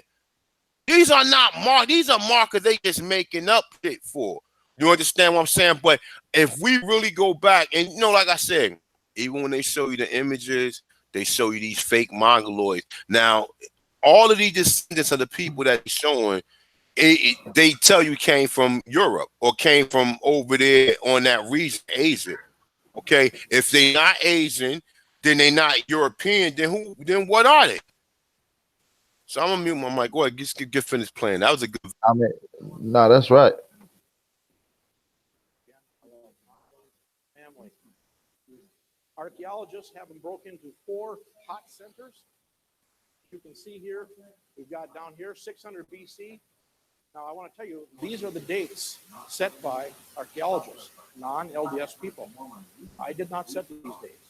These are their dates. 600 BC for the Gulf. Tennessee, 6 to 500 BC. Think of Nephi leaving the late millennial, heading north, settling another area. Here, we've got Zarahemla picked by Nauvoo, 4 to 300 BC. This is our Mulekites coming in. And then at 100 BC, we know that these people come to the Ohio and they have a massive building boom take place. First of all, we artifacts coming from all places, so trade was huge all over this land, as far as the Rockies. I mean, everywhere. Massive trade. The Hopewell place elaborate and valuable grave goods in their burial mound with their dead. Now, here's a real enigma for the archaeologists. However, many burials often contain beautifully carved figurines made from mica, copper, stone tools, and obsidian, jewelry of pearls, precious stones, even gold and silver are found in the graves. Why would some of the graves? Because they stole that shit. Okay? Because Cause they stole that shit. If they killed too quick, that would be an answer. That would be acceptable. If you gentlemen died today, is your wife going to bury your favorite rifle with you? Your bowling ball, your fishing rod? No, not going to happen. These are righteous people. For me, when they find a burial grave of 200 plus people and there's no burial goods, those are righteous people. They understood coming next. You can't take it with you. Okay? Here's some of the artifacts. You'll go through this quick because of our time. This right here is one of my favorites. They tell you this is an eagle or a falcon. What do you think? You gonna fall for that? What is it? A parrot. We have parrots throughout all the graves of the Hopewell. And that gives us a big hint on climate. You can ask me about that later. Here's some pipes. Only the Hopewell made these platform pipes. They're called effigy pipes. Just absolutely gorgeous. These were taken out by Squire and Davis out of the ancient monuments of Mississippi Valley. All these pipes here are in England because there's 6,000 artifacts went to a British museum. Nobody wanted them in the U.S. You know, by the way, we have Hopewell concrete. So city, they were capped with this concrete, and occasionally they had floors made out of concrete. And 4 Nephi 1 and 23 and 24 talks about pearls. These are Hopewell pearls. And what do we find in the record? One group of Hopewell people in Hamilton County, Ohio, collected them, disposed of 48,000 pearls in an artifact deposit that was later covered by the Turner Mound. Archaeologists excavating Hopewell site in the 1800s found 100,000 pearls. Some were inset into bare canine tooth buttons or applied to copper ornaments. Most had been drilled, perhaps with a hot wire, strung as necklaces, or sewn onto clothing. Isn't that interesting? Pearls, pearls, pearls. Love the pearls. Breastplates and head plates, that's where you find them in the scriptures. That's what a head plate looks like. This right here is the back of the head. This is the crown. This is the forehead. These are grommets. These things were held together with a leather or a cloth covering. This is another one. These things, big flaps, cover your temple and your ears. This guy here is buried with a head plate on his head. And this is a breastplate. It's one of my favorites because you can see here they had a cord that came through this large hole, a knotted cord, and then they would cinch the cord. Can you see that? You pull your knotted cord through the hole, and then you cinch it. And this right here went around your neck, the back of your head, to stabilize the plate. That's how they wore it. This is a shoulder guard sewn on the clothing. This right here is sitting here on my table. You take a look at this. With left of a sword, good 12-incher, copper. Look at these beauties. Taken off the Missouri River in North Dakota. This is some mighty fine stuff. All Hopewell. Mighty fine. This guy was walking his dog on the beach in Lake Superior about 2 years ago. The tip of this was sticking up in the sand. He just reached down and pulled it up. What a great moment. There's the swords. Oh, by the way, we have lots of, what are these called? Scimitars. We got lots of scimitars. Oh, I got to back up. That's kind of a fun one. This is a friend of mine. Even though he's got these things, he wrote this report up. And look what he says over here. Some, none, or all of the specimens pictured in this plate 1 may have served as a sword. See, if you say sword, that's blasphemous in archaeology in North America, because Indians didn't have swords. Right? Here before Columbus. So they have to be. Here we find from 4 BC to 17 AD, these are the mentions of the chariots and horses in the Book of Mormon. These are the scriptures. I have one artifact. It's also here on my table. Brought it to show for the first time. Right there. Came out of Southern Illinois, out of a private collection belonging to Sherman McLean. I was able to acquire it. I had to have it. The only one I got. Dr. Robert List, Wayne, congratulations on your 100th. First rate, also thank you for finding the Byron, Mississippi site in 94. We'll keep you updated on the anchor find. It appears that the original arrangement of anchors and stones may mark a shipwreck. The original configuration appears to be ballast stones that once rested on the time of the ship. We're looking for nails with a metal detector nearby. And the owner begins to excavate. This is about 125 miles above the Gulf of Mexico. It's on the Pearl River. These are ocean-going ship anchors, and the vessel is the same. And we are very excited about this find. And by the way, this is one of 2 ships found just this year. These are what ship nails look like. They also use them for crucifixion because of the large head, the cup to hand. And here is a ship nail right there. And that ship nail, if you want to see it, is also back there on the table. This is from the wreck we just talked about. Okay. 2 primary problems are almost done. parts, out-of-place artifacts in the Hopewell timeline. We have smelting because we have casted points. This is all from northern Wisconsin and Michigan. This right here is Bill Connor. This is an iron axe head still in a copper mold. This little butt here is where they actually poured it in with a crucible. Here again is the iron axe head. This is the mold. This has all been smelted. This is what slag looks like. It only comes from smelting. It does not exist in Mother Nature. This is Bill Connor. You see Ryan here. He's filming him this year on one of our tours with Rod. This is a cut brick, man-made. This here is the slag on the inside of the furnace. And here he's got it dated where he found it in the place and location. Of course, this is the keystone. All 4 sides, King of the Earth, Word of the Lord, Laws of Jehovah, Holy of Holies, pure Hebrew, found in the 1860s in Newark, Ohio. And of course, this one here was found also about 18 miles away in the largest mound in North America. This is in your journal discourses if you got a set. This whole Pratt gave a talk on this piece at the in 1870. Right there. Builder of the Mound, south of Great Lakes, Great Mississippi Valley in Ohio, and New York, must have understood that Hebrew character. Also, Moses is a complete rendition of the 10 Commandments. Of course, this right here, little Cyrus Gordon identifying this back big stone removed under controlled conditions by archaeologists who translated this in perfect Hebrew of Judah. And this today is on display at the Smithsonian. And they say it has to be cherished. No Hebrews are here. And this is at Pinnacle Mountain in Farmington, Connecticut. Solid granite. Someone took the time to talk about the paper. And this is one of my favorites. 1934, Tennessee Valley Authority was going in. All right, this is about to get into what we just read into some of them articles. This is what he's going to talk about now, y'all. Had to dig up all the mounds that were underwater, buried by feet. Large stone ruins of a large stone and wood structure uncovered beneath a Hopewell mound. It was made during the excavation of the site and was about to be flooded by the building of the TVA Dam project. Wendell Harris, this guy is from England. He's an Egyptologist. Placed heavy emphasis on Egyptian presence in East Tennessee due to the place names that were still in use by the local natives and the fact that Eastern Tennessee was rich in copper, also suggesting an Atlantic crossing. The temple was erected on the Clinch River just below Indian burial ground. Temple in Tennessee.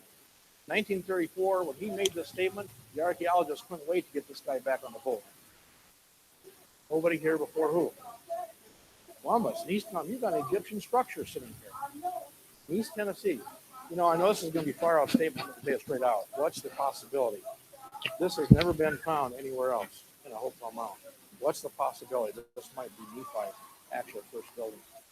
I mean, just think about it. It's That's crazy. In the right place. Anyway, more. Want more? Well, gotta wait. See you at 7.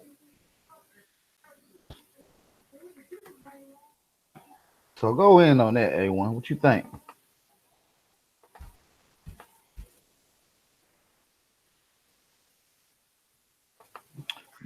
Okay, Yo, what happened? Oh, You want to let it keep going? It still got about 30, 39 minutes left. oh, you said about 39 more minutes? Yeah, that's why I stopped it. Nah. We can build on that another time. But he touched on some great points, yo. And then he ended it with the topics that we just got done reading on too. So There you have it, y'all. there you have it. And like I said, starting to really, this thing is starting to really unwind, man. It's starting to really unwind its history, man. In this country, that's your ancestors. They got you looking towards Africa, and that's the whole reason this shit been just smoke screens, smoke and mirrors, man. They don't want you to know who you were, so you won't claim your shit. That's why these people got all our shit somewhere stored in their fucking garages and shit.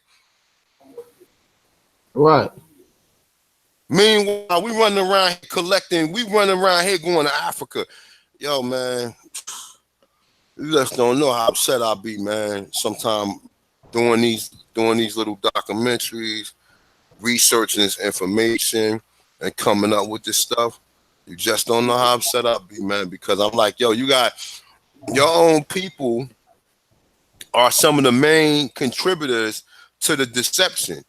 Because they got us looking over Africa when everything that they tell you is over there was over here. Everything. I have nothing to look in Africa, nothing to look over there for, nothing.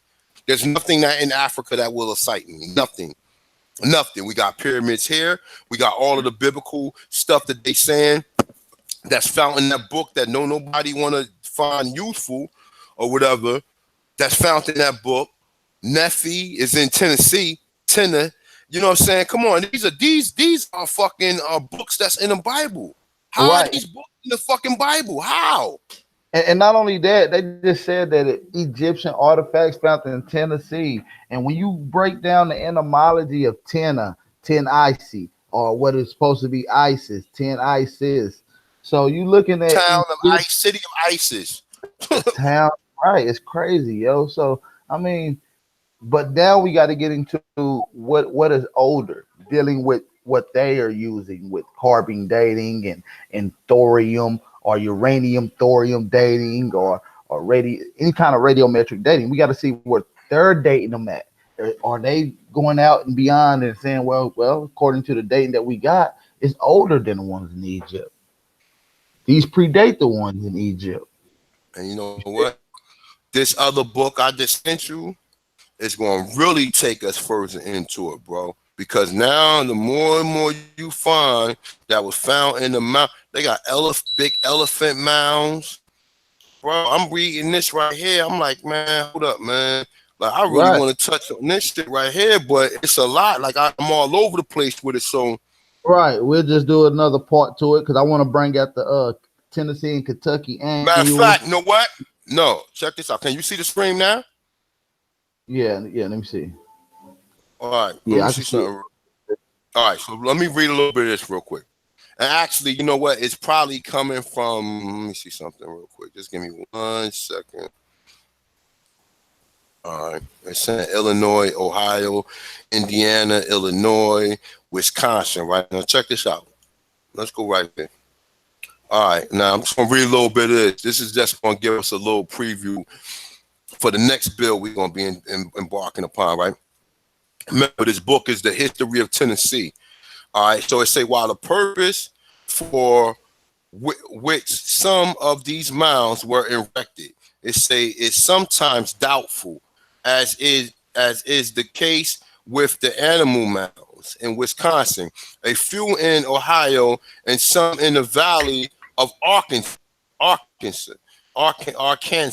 It say, yet as many of them which have been carefully explored, there is less doubt, and they are divided according to the uses to which they were probably devoted. All the earthworks found in Tennessee belong to one of the classes below. Mounds are numerous in West Tennessee, on the Cumberland, on the both Big and Little Tennessee, on French Board and Duck and the Elk.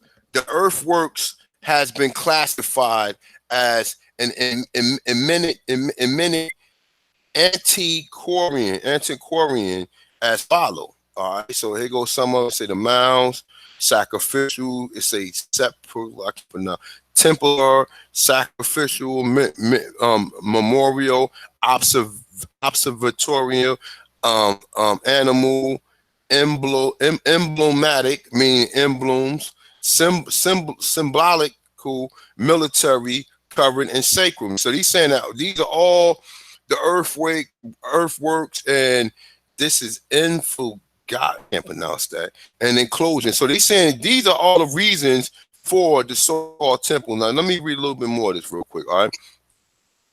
These mounds is in the immediate vicinity of Nashville, upon which Monsieur Charlesville, the French trader, had his store in 1714. See, now look, these motherfuckers, the French been here for a long time. They try to tell you that the French was here for a minute. Now, 1714, when the Shawnee Indians were driven away by the Cherokee and the Chickasaw, it says very large burial grounds lay between the mounds and the river, thence westward, and then to the creek. They say the great extent of the burial grounds and the vast numbers of interment therein induced the belief that a population once resided there many times greater than that now accompanying. They say the portion of the state and suggest the idea that the cemetery was the divinity of the mounds because the mounds was used for religious purposes. And I just gave you the different reasons for them. Now I said about 14 miles up Cumberland, above Nashville, is a mound 12 to 13 foot high. Upon excavation, you know what that's at? Uh-huh. All right, it say upon excavation, ashes were found mixed with lime and substances resembling human bodies after being burnt. It say on the Big Harfin River, which is what we just touched on. See how the ancestors bring you to this shit?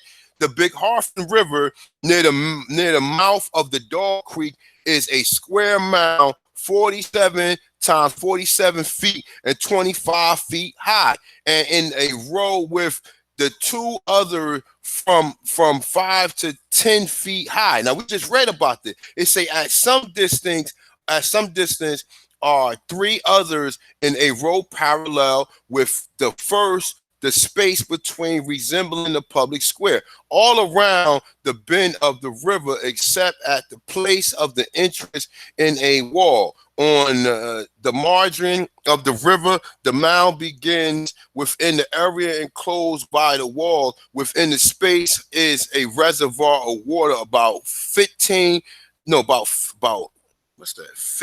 feet square, about 15 square feet. On the top of a large mound was found an image of 18 inches. Let me see. I just lost that shit. Hold up, y'all. Oh, my bad, y'all. I just lost that shit. All right, about 8 images of 18 inches long from head to foot, composed of soapstone. The trees standing upon the mounds are very old. A popular tree was 5 and 6 feet in the y'all know what I mean. All right, so look, man, this is, like I said, this is a heavyweight bill right here, because even when you go into this history, right, Tennessee got a lot of motherfucking history, y'all. Has a lot of history, y'all, and this is just one of the pieces to the puzzle. This actually book, I put it in the description. It's called The History of Tennessee from the Earliest Time to Present, together with the historical and biographical sketches of Montgomery. Now, like I said, for you guys that's heavyweight readers, man, please, man, somebody please download this and you get a chance to start reading through this, because it's 1,300 pages. But this book right here is heavy with our history, man. It's heavy with our history, man. Let me just show you what the book look like again. This is some of the book. I'm actually on page 50 right here. And like it talks about all of the tribes, man, in this book right here, man. And you know, like I said, man, it's a lot, man. It's a lot of history out here in which we don't have time to really be having these bullshit ass conversations with people who ain't worth talking to, man. Because there's so much research that we supposed to be on point all day, every day. Instead of having to talk about the same stuff that we normally talk about, bring some new shit, bring some new information to the people or whatever. Like I said, I've been in touch with the brother P. Kanyan, who is the author of the 103 Amazing Facts of the Black Indians of the Western Hemisphere. We had a wonderful build. Hopefully I can get the brother on. We could do a small build, as well as we could probably add them to Culture Freedom, man. And like I said, I'm about to wind this down, man. I hope you guys appreciate this. And one more thing, let me just go back to what we went over before I even started. All right, so let me see. Just give me a second. Let me get. Yeah, man, this was really a good build, man. It got into good detail just to open your eyes up that they hiding a lot of shit, but then again, they still documenting and storing shit right now. Like they told you, shit that we looking at is in the London Museum. Not because it just they took it. It's like they simply said, nobody here wanted to fool with that archaeology in Tennessee. They didn't want it in Tennessee. Mm-hmm. You know what I'm saying? So, Yep. you know. That's your shit.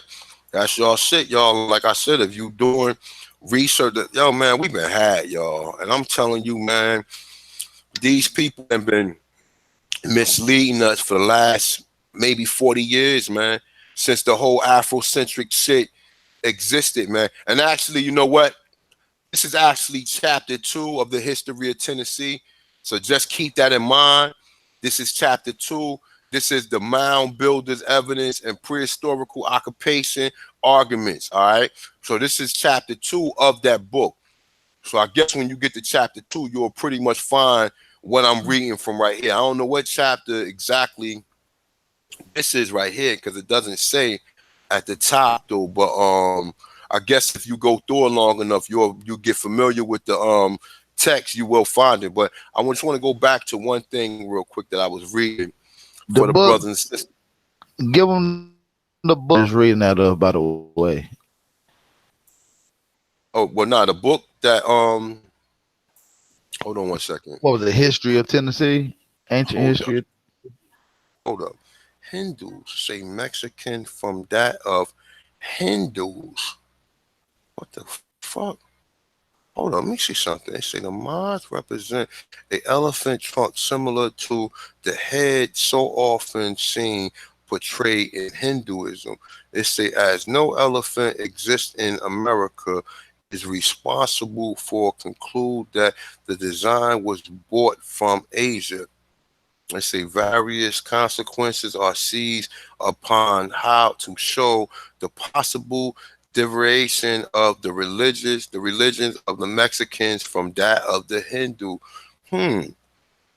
Maybe some of that shit that Brother Sanchez was saying do got some connections to the Americas. I'm just gonna Yeah, leave that I right mean, there. this book is fire. History of Tennessee, and like I said, it's a big boy book. 1,300 pages, going into the archaeology, anthropology, the geography, and everything else. You see what I'm saying? So And this, let me see something real quick too, right? And when I was telling you, it's saying that the Tower of Babiel, or whatever, they were saying that they had similar. I'm thinking all this shit was done over here, man. I'm sorry, y'all. Like I don't want to get really with the, you know what I'm saying, like say Solomon who lived. Yo, it's a lot of shit in here, man, that's telling you, man, that this shit has a connection to America. But guess what? If you don't know that it happened in America, then automatically you'll think that you will stick to the story in which you was already told. Now, let me just tell you this one. I'm going to read this one more time, all right? This is for my brothers and sisters that don't believe that the Thompsons want to do research. I told you that the Nash chat are descendants of, the Haitians are descendants of the Nash chat, okay? Now, check this out. I'm going to run through this real quick, and I'm going to end this, all right? It's for the people who just came in. All of the nations west of the Mississippi, when they first became known to the European, were worshippers of the sun and were governed by despotic princes to prominent circumstances in which they differed from the Indians who lived on the Great Lakes and on the east side of the Algonquian. They say at this time the Naschat tribes of Indians occupy almost the entire eastern part of the Mississippi Valley, south of the Ohio River, and the portion of that north of the river, and most of the mounds were the limit. Most of the mounds were the limits of their settlements. They were governed by one man who styled himself as the child of the sun. What? The child of the sun. Now, listen. Now, I'm just saying, y'all use your brain, okay? We don't know who they could be talking about some kind of Jesus-like figure or whatever. Now, look, man. Just like I said, man. I don't know. Reading through some of this stuff, I'm starting to see so many connections to the damn Bible. It's pathetic, man. It say they were governed by one man who styled himself child of the sun. Son of man. Now look, say, or the sun upon his beast was the image of luminary. Okay. Now it said his wife. Let me read. Let me go right here. It said called the wife of the sun, and like him was absolutely authority. When either of these rulers died, the guards killed themselves in order to world. It say they had one temple for the entire nation, and when on when on one occasion it caught fire. Some mothers threw their children into the flames to stop. Considered noble and enjoyed the hereditary dignity. It say, wow, the great body of people were considered vile. Their great chief, the descendants of the sun, the sole object of their worship, they approached with religious veneration and honored him as the representative of their deity. In their temple, which were constructed with some magnificent, they say they kept up a perpetual fire as the purest emblem of their divinity. The Mexicans, hold up, let me move up a little bit. All right. The Mexican people of Bogota were worshippers of the sun, the moon, and had temples and altars, priests, and sacrifices. The name of the Naschat melted away, and their decline seemed to keep pace with the wasting away of the Mexicans' empire. The Naschat was partially destroyed in a battle with the French east of the Mississippi, and after their retreat up the Red River, which we was telling you is the crimson tide of the Red River will be the crimson river. That's when you get your roll tide. And like I said, the brother you being news, he touched on this, man. And like I said, all this shit just starting to connect, man. It say west of the Mississippi, they were finally conquered when they finally conquered their women and children, reduced to slavery, and distributed among the planet.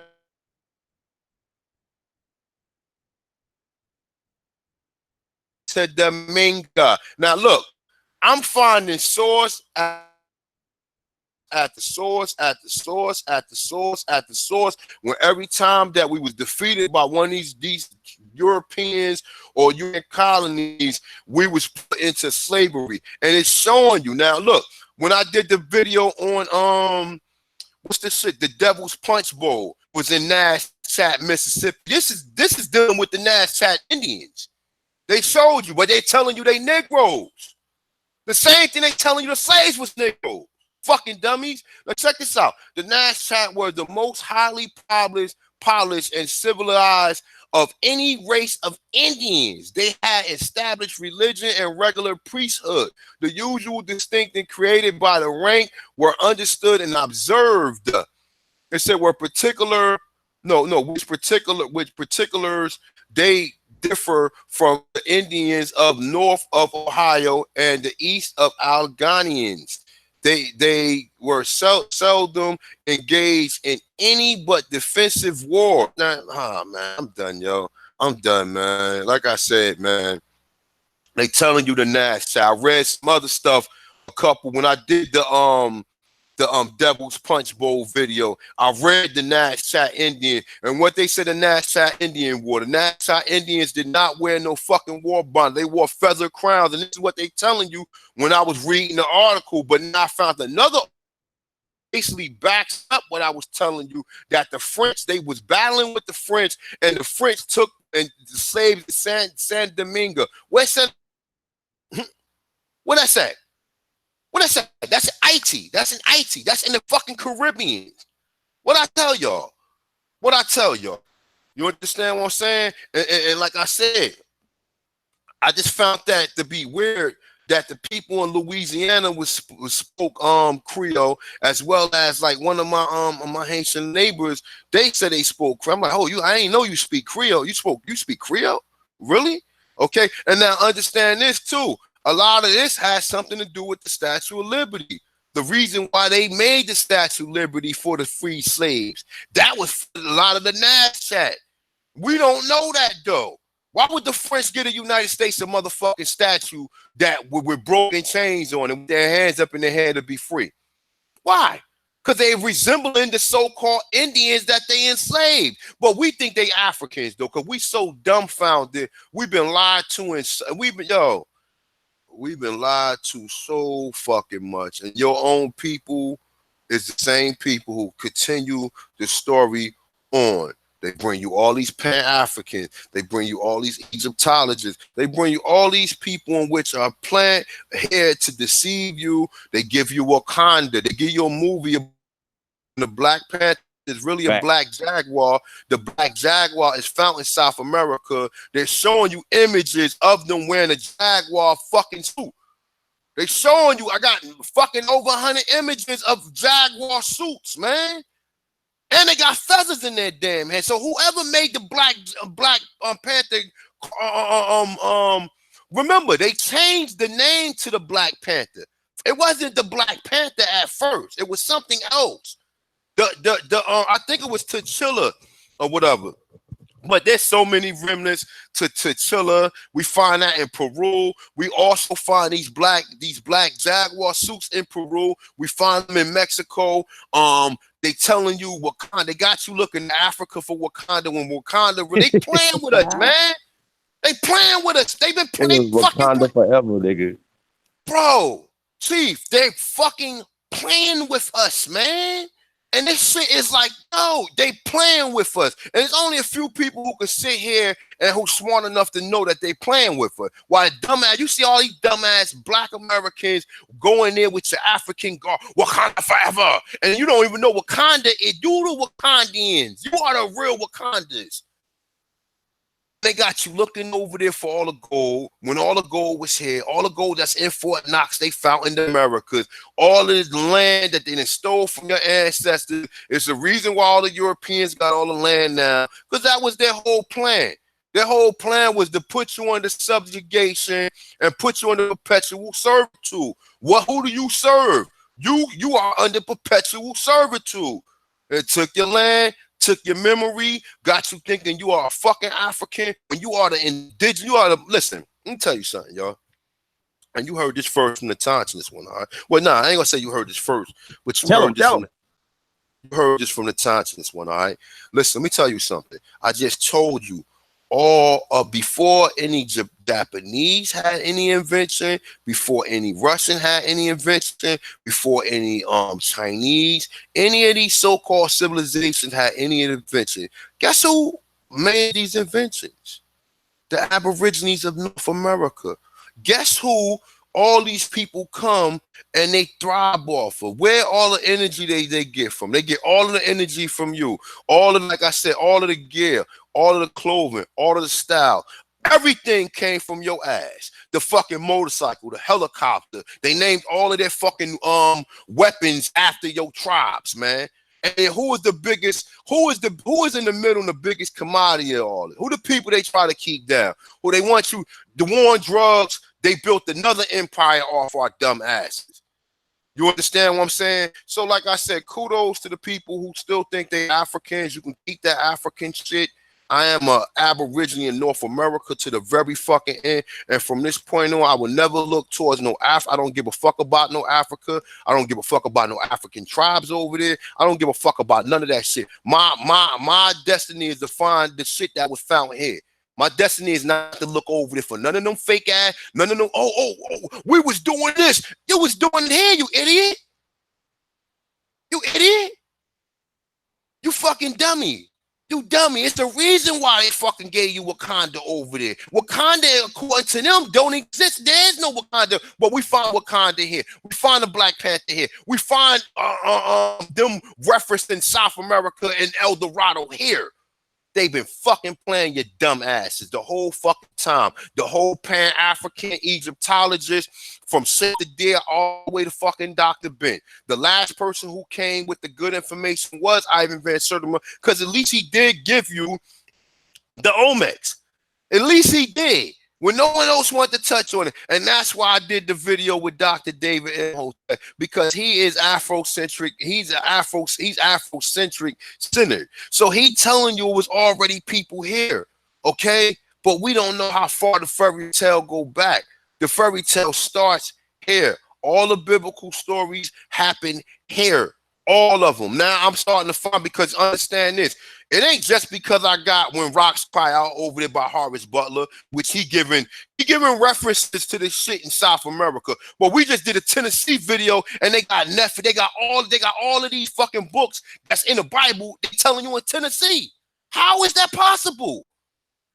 But nigga, oh man, who the same agent that's telling you that When Rocks Cry Out was fake? This fucking 5-foot leprechaun Garfield. Oh, that nigga Butler, he pseudo. Oh, Michael Cremore, like I said, I cannot be in a room with him or Jabari. I could not be in a room with them. It will probably go down. It probably will go down, yo. For you lying to us in our fucking face, yo. You understand what I'm saying, Chief? For you lying, because go ahead. Well, I wanted to add to what you were saying, though, right? You know, when we talk about the master teachers that came before us, right?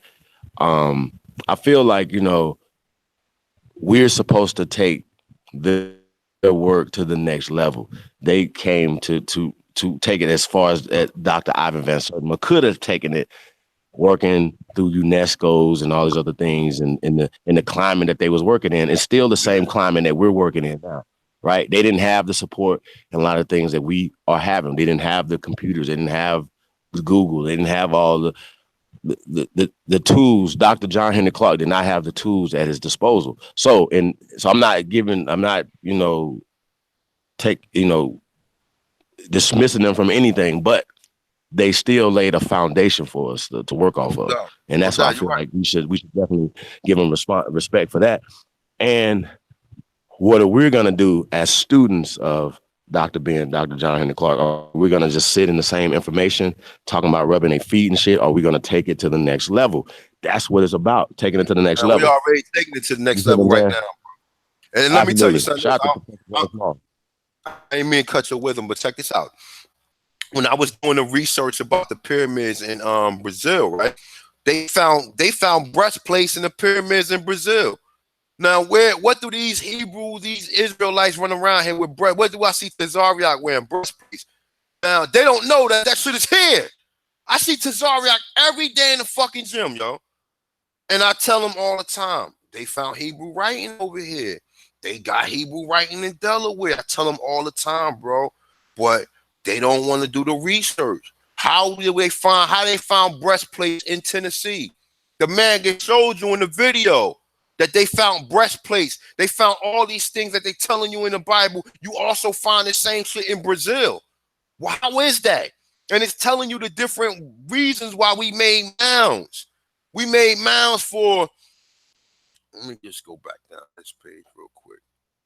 We made the mounds, they said, was, I don't know how to pronounce, for sepulchre, I don't know what that means. Probably something time, templar, dealing with temple, sacrificial, dealing with sacrifice, memorials, dealing with memorial mean memory, or the memories, y'all know what I mean. Observation, observatory, animals, emblematic, meaning emblem, symbol, symbolic, military, covered, and sacred. Now these are the different regions why the mound is built, and the earthwork. They found earthworks in Delaware. Like I said, the gig is up, y'all. The gig is up, y'all. I'm just saying, I challenge whoever willing to further this research, whoever willing, because they making a lot of these articles like they fantasy. They make a lot of these articles like they fucking fantasy.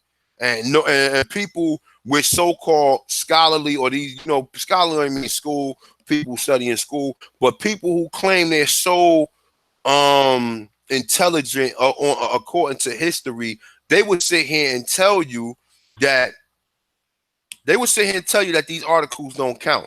So the people who did the field work don't count, because a nigga who been in this country since 1990, Brother Garfield, he can discredit Horace Butler. He can discredit Michael Cremore, who been doing this longer than he been on this planet. He can discredit all of the stuff that we found, and he ain't no fucking scholar. He a person who will read and interpret this shit just like we can. And that's why I said I couldn't be in the room with some of these guys.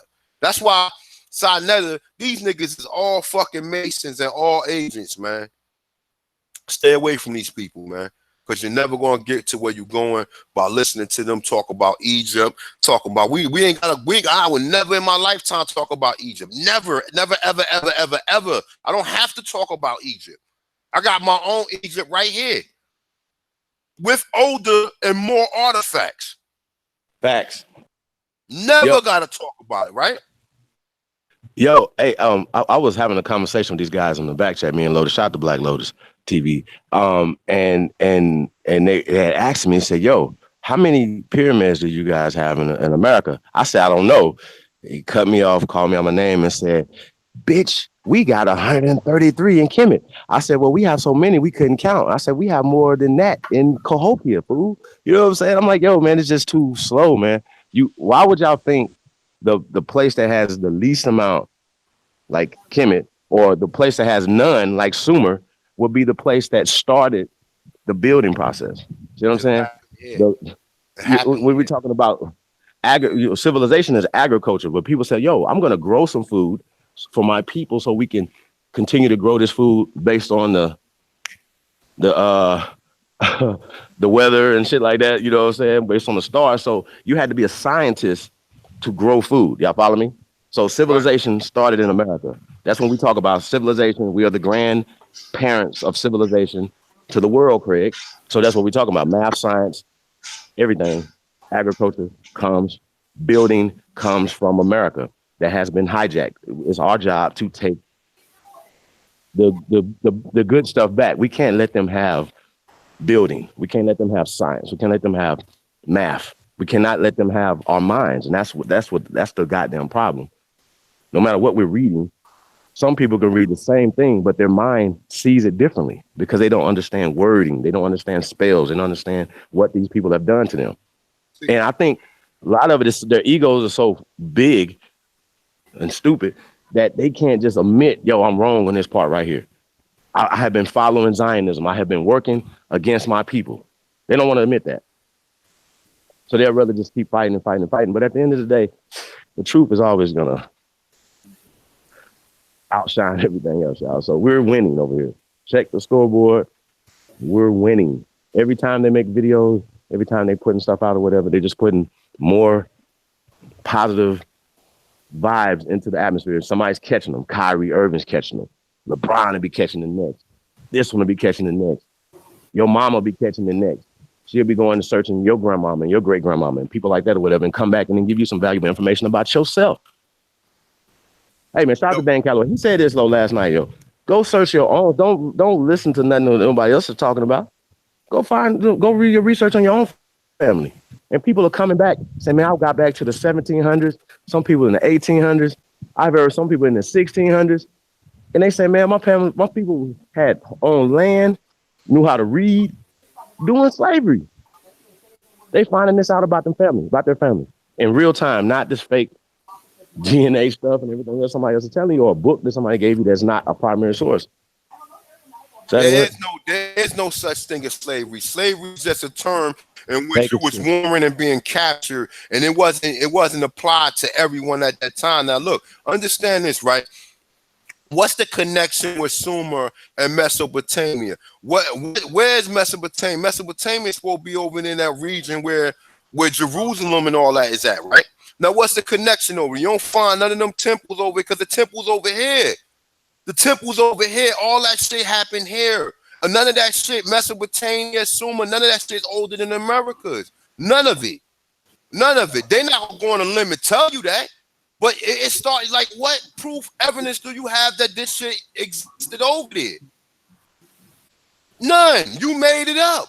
So we won't look towards the Americas. Or maybe you didn't have enough research to tell you because these are fucking myths that been passed on from years and years and years. But what is they telling you? If they telling you the biblical stories happen here, or all the stories that's supposed to be in the Bible or whatever, they happen here. They happen here. Their Mesopotamia is over here. All that shit they telling you happened right fucking here. But they don't want you to understand that, because now you're gonna start asking questions. The dude just told you that the gene don't go back to Europe or Asia. So who the fuck do it go to? What did the Smithsonian tell you that the first Americans look like? And shout out to my brother, NY Supreme, man. Because since he bought me, I only had been using that article for about 2 years, man. I thank that brother, man, because that brother helped me understand this a little bit more. Like, I already understood it, but with that article, I've been able to really prove it a lot more. That I got an archaeologist that's going to state this. I got anthropologists. We got paper. See, let me tell y'all something too, right? If you're going to do the research back in the early 1900s, because they was doing all the excavations back then.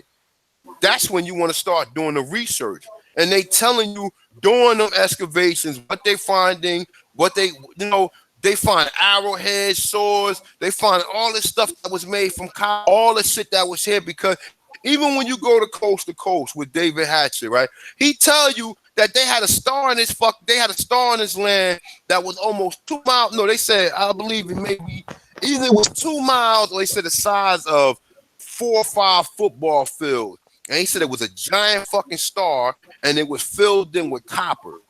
It was filled in with all copper. And these people came here and these people that's finding this shit, they come from a land where they don't have no resources. So they come here and see anything that's worth anything. It's like when you go places and you robbing the motherfucker. You find anything that's worth anything. So you say, oh, this is worth something. I could take this and sell it. Oh, this is worth something. Oh, I could sell this. Oh, this is worth something. Because he gets read and told you that the jewelry and everything, that Jews make no jewelry. The Jews came here and seen you making it. The Jews came here and lied, and now they wearing fringes when you was already wearing fringes in this fucking country. So, like I said, man, I wanted to address something that you were saying, right? I said earlier, right? When we talk about France, fighting against us and things like this, Spain fighting against us and all these other things. Like a lot of these countries didn't exist, right? That's one thing. But the other thing is, can y'all please explain to me, when did they send all these soldiers over here to fight us? Like, that's what we got to understand. They were using us to fight against each other by proxy. We're fighting for the French, we're fighting for the Spanish, this person. So, you might get a mulatto Indian who has a dark Indian as his prisoner, and they'll make a book and say, oh, no, the black Indians was their slaves. See what I'm saying? I just be wanting to know, where are the Indian plantations at? Why would Indians have that in their system? Why would we have that in our system? Indians, Negroes is interchangeable words. Y'all, they're playing mind games with your mind. You can't look at a mixed person and say, "Oh, my grandmother was full-blooded Indian because she was mixed with long hair." Like, come on, just think about it, y'all. Calm down, get your mind right. This was a chocolate planet before they got here. Yeah. Oh no, I said So what before up? we get. No, I hold up because I just seen brother James. He actually just sent me something. Hold up, man. Let me bring him in before we get this over with. Let me just find his email. Yeah, let me find his email. Matter of fact, you know what? Pure mayo too, man.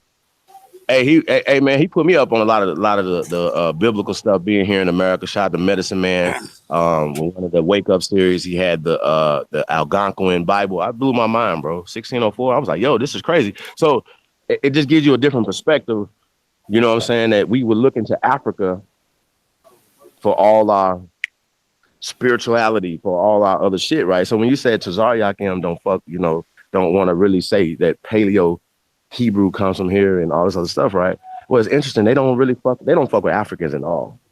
So it's interesting that they, you know what I'm saying? Like, it's interesting that they already own it. Shout out to Warrior Hebrew Perry too. So my guy, they already own it. So I feel like, them knowing about, saying the 12 tribes or 13 tribes and things of that nature, whatever, it's putting you along the lines of this information. It's just tweaking some of your terminologies, tweaking where you think Israel is in your mind, that they created Israel in 1948 in your mind. For you, that's your sacred land. This planet is your sacred land. Hey, James. Damn. Brother James. No sacred one place. Oh, there go right there. Calm down. Nah, Brother James, I just sent you the link, so just check your what's the name is coming because I'm about to end it. My bad. I wish I'd have caught it a little earlier. But yeah, just come on in real quick and get your input on it. Cause I know you got a lot of information dealing with Tennessee. But yeah, you're right, Chief. They found all these breastplates. They telling you a lot of these. Yeah, Chief. Yeah. Oh, no. All right, just making sure you in. But yeah, they telling you a lot of them breastplates and a lot of the stuff they found over here or whatever, you know what I'm saying, that comes from over here, man. They didn't find no breastplates and none of that other shit nowhere else. They found all that shit here in the Americas, man. And the only thing they so we won't put this shit together, man. But guess what, man? You got your brother the Chancellor's one on this, man. So like I said, whether or not right. And well, I'm sorry. We got Thompson's one. We got AP. We got Jaguar, Chief Holiday. We got a bunch of brothers doing the work, man. So it's just not me. It's a lot of other people trying to discover and fucking unravel this history in which they buried, man. And they thought we was buried and thought we was gone. They thought we wasn't going to ever come back. Or maybe some of them was hoping that we do be able to, so they can have some peace with themselves because they know what they did and they know what they did in this country and how they did it. So I said, brother James, and brother James, you've been checking the live thing out so far. Yes, sir. Yes, sir. I just wanted to say this real quick because where you were definitely going in and talking about the Natchez and who we are and how they have switched up the Black Panther when it was actually the Black Jaguar. When you get a moment, you don't have to do it now, but when you get a moment, look up the Yamasee or the Yama, and you'll find in Yamakutta, which is in Georgia. And this is the land or the sacred place of the Yamasee. And you'll find out that these were your jaguars. These are the ones that you were talking about in the Bible of the valley of the shadow of death. But look up Yamakutta in Georgia. These are the same folk, and they tell you how the language originated in South America. Those that built these monuments, built these mounds, and why these mounds were built, and the connection that goes over there that deals with the Sanskrit and the land that they keep talking about that we're from. So why all these temples and why all these monuments and why all these mounds are over here? But I'll put the link in the back chat with that, but it goes along with everything that has been said, and the mounds that the Choctaw built actually line up to take you to that path down to the sacred land that's in Georgia today. The same folks, those were your Black Jaguars. Your Jaguars are known as those that are able to disappear into the night. They're called the shadows of death. I yield the mic. Yeah, build on that. Go. You can go further on that. Go ahead. For those, like I said, when you do the research on the jaguar, because going in, you know that their feet being light-footed in the middle of the night, they would come in, kill their prey, and then they're gone. They say they just disappeared, poof, like a thief in the night. But that's where it gets to, where it talks about the psalmist David, where he says, "Yo, though I walk through the valley of the shadow of death, I will fear no evil, but thou art with me, thy rod and thy staff, they comfort me." That was the pathway. It's a pathway that leads you to that sacred city. And then you go and you find out that the language that was used over here is the language, well, I mentioned before about they call Block Hebrew or Paleo Hebrew. The same language which gets back to the Sanskrit. And when you look up the Sanskrit that is over there in the land that they call Mesopotamia today, and you'll find the paintings that they have, guess what? All those people on those walls look like us. They don't look like the people that are over in that land today. So, but everybody that keeps talking about keep going over there, where you need to start looking is right under your feet. Right under your feet. It's the same folks, they knew this, and they still know this. The fact is that we don't know it, and now we're starting to figure out. We're digging into their archives and finding out what's going on. We're digging into the writings of the Smithsonian and finding out what's going on. We're talking to our elders and finding out what's going on. And that's why there was the pushback when they always said we didn't come from Africa. It was not to discredit any Africans that came over here. We just knew we weren't from there. And when you got back to talk about the Creole, you having the same language. But they keep saying again, you'll find out, like I said, those people that was taken, the naturals that were taken to IT, and then you find out those that were from IT, they took them down into the Yucatan and to South America to build their churches. They were having them to tear down the temples and the mounds that we have built, our people had built, to build churches on top of them. They tell you that. Santiago tells you that. De Vaca tells you. All of these explorers that came over here tell you that. El Dorado, they all tell you that. I yield the mic. Man, that's some heavyweight shit right there, man. Yeah, man. Like I said, bro, look, and let me show y'all something real quick, right? Real quick, just coming back, right? Just in case if you don't believe it, you put 2 and 2 together, man, you come up with 4 at a time, man. I mean, hold up. Let me click on this real quick. Let me just show y'all something real quick, right? Now, let me see if I'm sharing it now. Can y'all see it? Can y'all see that? Y'all can see this, right? Look at this. Look at that. That's a fucking Jaguar suit. You fucking we some dumb motherfuckers, man. I swear to God, yo, they got us, man. Like, look at this shit. And you think listen, remember this, people. Now, this will be a little bit out there though. Every story that these people contribute, or they fabricated, it either came from something that existed or it came from something that was maybe mythology, okay? Now, for Stanley to come up with the Black Jaguar, at first his name was T'Challa. They made it popular after the Black Panthers, right? Now look, you see this shit right here? Now look, that's one. Look at this one. Look, that's 2. Look at that. I got more on my phone. I just wasn't able. They got another one right here.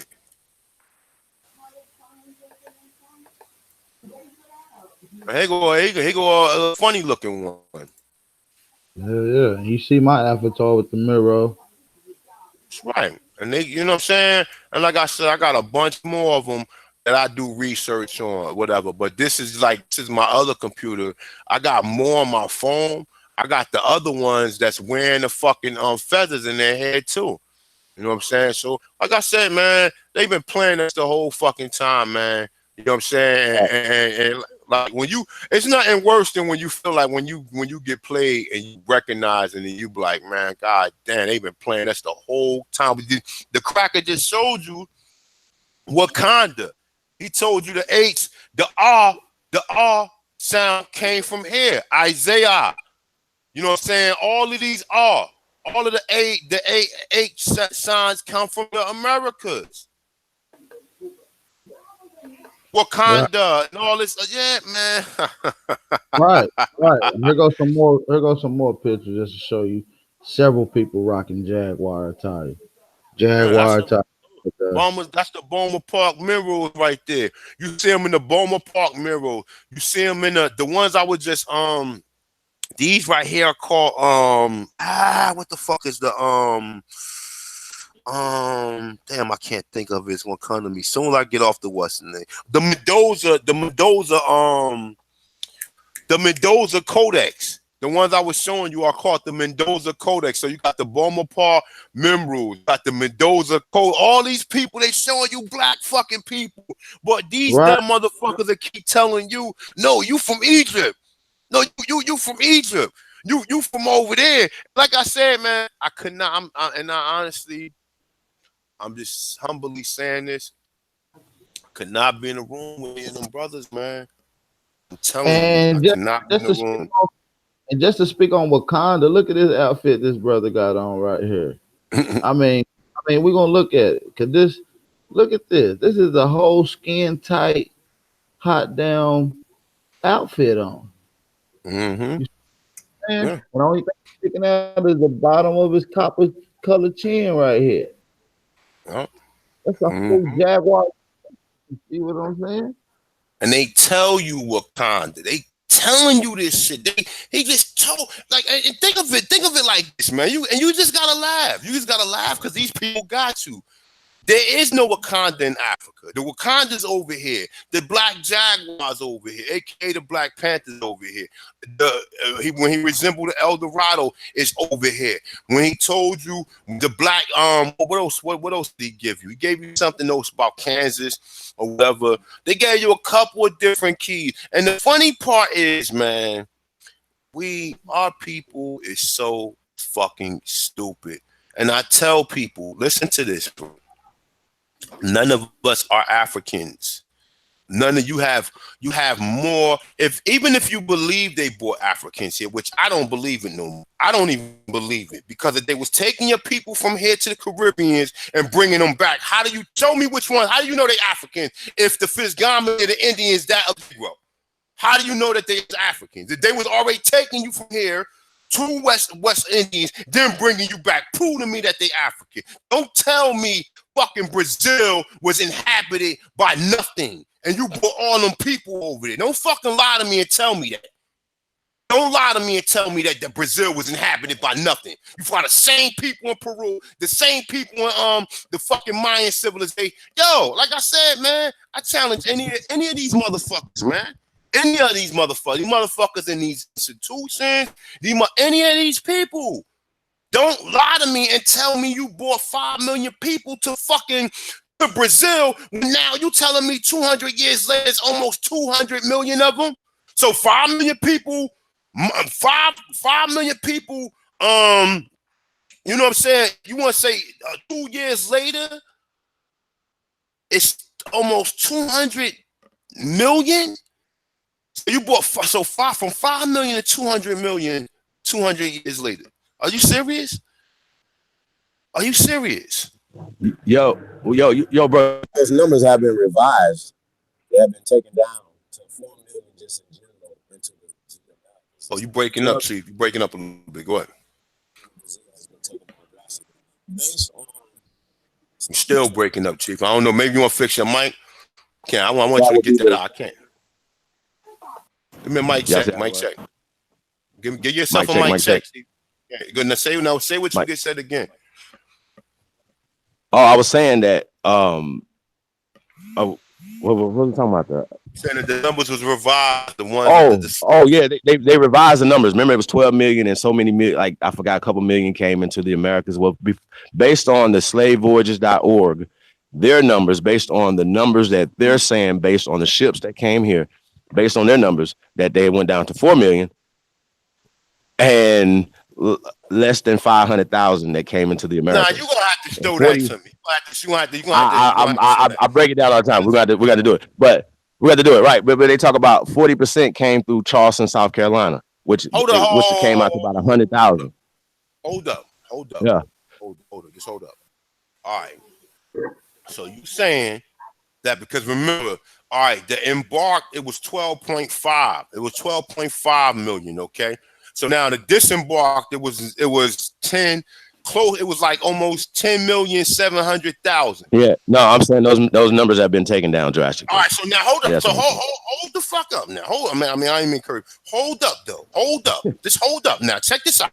Now, I showed you articles of Brown University telling you that they brought 2 to 5 million people from North America to West Indies, Europe, and Africa, right?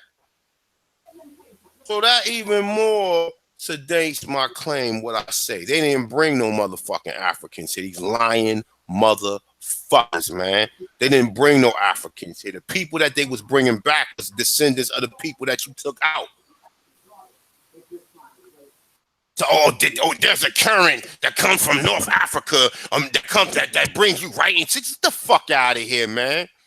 Fuck out of lying motherfuckers, man. They was taking us out of here the whole 200 years, man. And then now you're saying, oh, okay. And like I said, and then you got people out here doing DNA tests, man. Like thinking, oh, yeah, I'm from Ghana. I'm from Guyana. Man, get the fuck out of here, man. I'm from Ghana. Or I'm from Sierra Leone. Or I'm from. And notice you always get these same freaking countries, man. Because the shit is a joke. The shit is a joke. And and I feel bad for them people. Because them people ain't gonna never find out. They gonna take it to their grave thinking they Africans. And never know the truth, never know their ancestors are already here on this landmass or nothing. And you said they took it all the way down to 4 million. What? So you telling me 4 million people would make almost 500 million people 200 years later? Are you serious?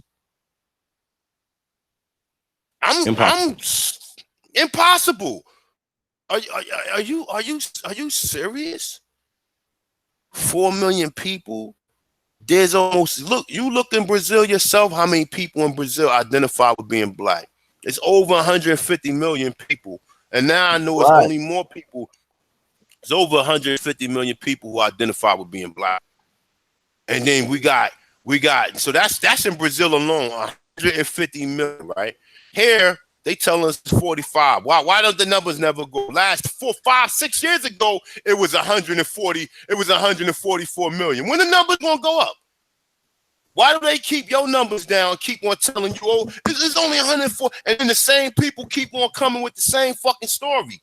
Oh, it's 144 million of us. You could said that shit back in 2010. How many people is it now? You understand what I'm saying? Bro, and then like I said, so you got here between and Brazil, you telling me there's almost 200 million, which I know in Brazil is more than that, but we can just leave it at that. Then Honduras, then Belize, then all of the islands, Bahamas, Bermuda, Colombia. Then we work our way. We got so much going on just in that. Even in Canada. So Costa even Rica. in Canada. But no, what I'm saying is, think of it from Canada all the way to the last fucking island in the Caribbean, all the way down to Argentina. Right. So now we know it's black people in Argentina, in Chile, in Guatemala, in man, yo, the gig is up, man. You telling me that all these people together it's over 500 million people. It's over because listen, they telling you in Colombia. Now you do the research yourself. They said in Colombia, there's more black people in Colombia than there is in North America. So how many? So I'm assuming that it gotta be either between 60 to 80 million of us here. And they telling you in Colombia is more. So how many in Colombia? Like 100 million? 120 million? How many? Plus Mexico and plus all these other countries or whatever. Like, come on, man, stop playing. It's almost 500 million black people here in America alone. And you telling me all these people descendants of slaves, and then no, we know that some of the Indians would shut the fuck up, man. Get the fuck out of here, man. You lying motherfuckers. You brought 4 million people here when we know that. Oh, well, what about the breeding farms? So how many women was it to breed all these babies? You only can have a baby every 9 months. So how many women you actually think was on these breeding farms that was breeding all these babies? Yo, that's a lie. Because the same time they was talking about breeding farms, they were shipping us out of here. Freely and willingly shipping us to set up colonies over there. They had actually outlawed the importation of niggas in here. So you definitely know they're not trying to put more of us in here to far more outnumber them even more, y'all. They were not here. Like, you can go and check out the censuses. We were at one point, I think we were like 19%, according to them. Right. So at some point, shit start going down. What happened? Why did we start going down? You know, there's just too many lies, man. It's just amazing to me how these guys believe in the lies that they're teaching to other people that were taught to them by these Zionists. I think that's absolutely ridiculous. Yeah, because they reference shape opta diak. No doubt, Chief, just in case you get cut out. They reference Sheikh Opta Diak. They always referencing Dr. Ben. Dr. Ben always telling you how all these black people is around the world, but he never tell you that these people are indigenous to these countries. They always make you think, oh, they came from Africa, and Bubakari came to them. Man, get the fuck out of here, man. The fuck out of here. And trying to tell you that these people is the reason why the population of so-called Negroes in the Americas is so vast? Are you serious? When you're telling me when I got research, see, if I never had the Smithsonian Institute, if I never had none of these images of black people being here, if I never heard of people comparing Indians to Negroes, if I never seen that there was Indian slaves for the first 200 years, if I never seen what the original Indians looked like in Virginia, that I would already thought the whole time was Africans until I seen the fucking Indian figure in the Virginia Historical Society wearing the same thing that these so-called slaves got on. I would have never guessed none of this shit. But because I seen all of that, I said, oh, nah, no, sir. No, sir. No, sir. You're lying. And you're lying in the biggest way, because you're trying to say, okay, what's some black people here, but they died, and we brought more Africans here. No, you can't even tell me that, because I didn't went even further to see what was the population of people here. And even if you don't believe that there was 112 million people who inhabited the whole Americas, I'm gonna say the whole Americas with the conjoining islands or whatever, somebody think that. But nonetheless, though, we can say, okay, we don't know if it was that many people, but now let's put our thinking caps on. So you mean to tell me from 1492 until 1800s, these people killed off almost 80 million people, and people still looking at these people like you? If these people killed 180 million people, these people are the worst genocide. That's the worst genocide ever in the history of mankind. And people smiling, you smiling at your boss every day, this European who you know came here, whose ancestors are the people who passed the sheets on, that they telling you killed your. Are you fucking serious?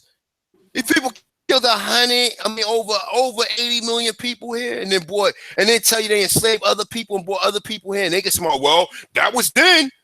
That was 100 years ago. Oh, it's a whole new America now. Oh, it's a whole new. Fucking in the 80s, you imported drugs. Yo, this shit is a joke, man. It's a fucking joke, bro. And like I said, man, at the end of the day, it's up to us, man, to realize who you are. Even if you just want to claim who you are or go back and tap into your ancestry, guess what? You got brothers like me, AP, Jaguar Omek, Chief Holiday, the brother James, Karimio, you got Mr. Calloway, you got brothers like Lex Will, Kerry Davis. Always I put my brother Kerry Davis. You know, like I said, I don't see everything he say.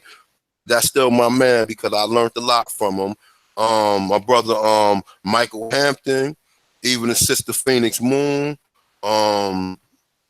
Even Dark Man X, man, I gotta give credit where credit due for anybody who bringing this information. Whether or not I don't see eye to eye with some of these people or whatever, at the end of the day, I have to give people credit where credit due. If you sat down and you able to teach some of the people and let some of the people know, oh yeah, and I gotta go back to my brother Tyrone Street, my brother Johnny Aborigine, Ab Legend, Medicine Man, the Duke of Tears. The Duke of Tears. I don't want to hear that Morris shit. And if you don't like what I'm saying, unsubscribe from my fucking channel. The Duke of Tears is my fucking brother, Yafa Bay. Yafa Bay. I knew this shit. The Duke of Tears is talking about this shit way before I seen any of these jokers on YouTube talking about any. He was wearing feathers in his hair way before any of this shit. So whether or not he wearing the fez or he talking about Islam and he walking around saying he a more now, he was talking about this. He was talking about this Indian shit way before any of these niggas.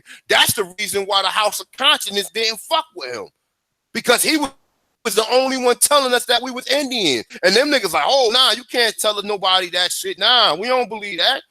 You understand what I'm saying? And they know this, man. That's why I gotta get credit where credit due, man.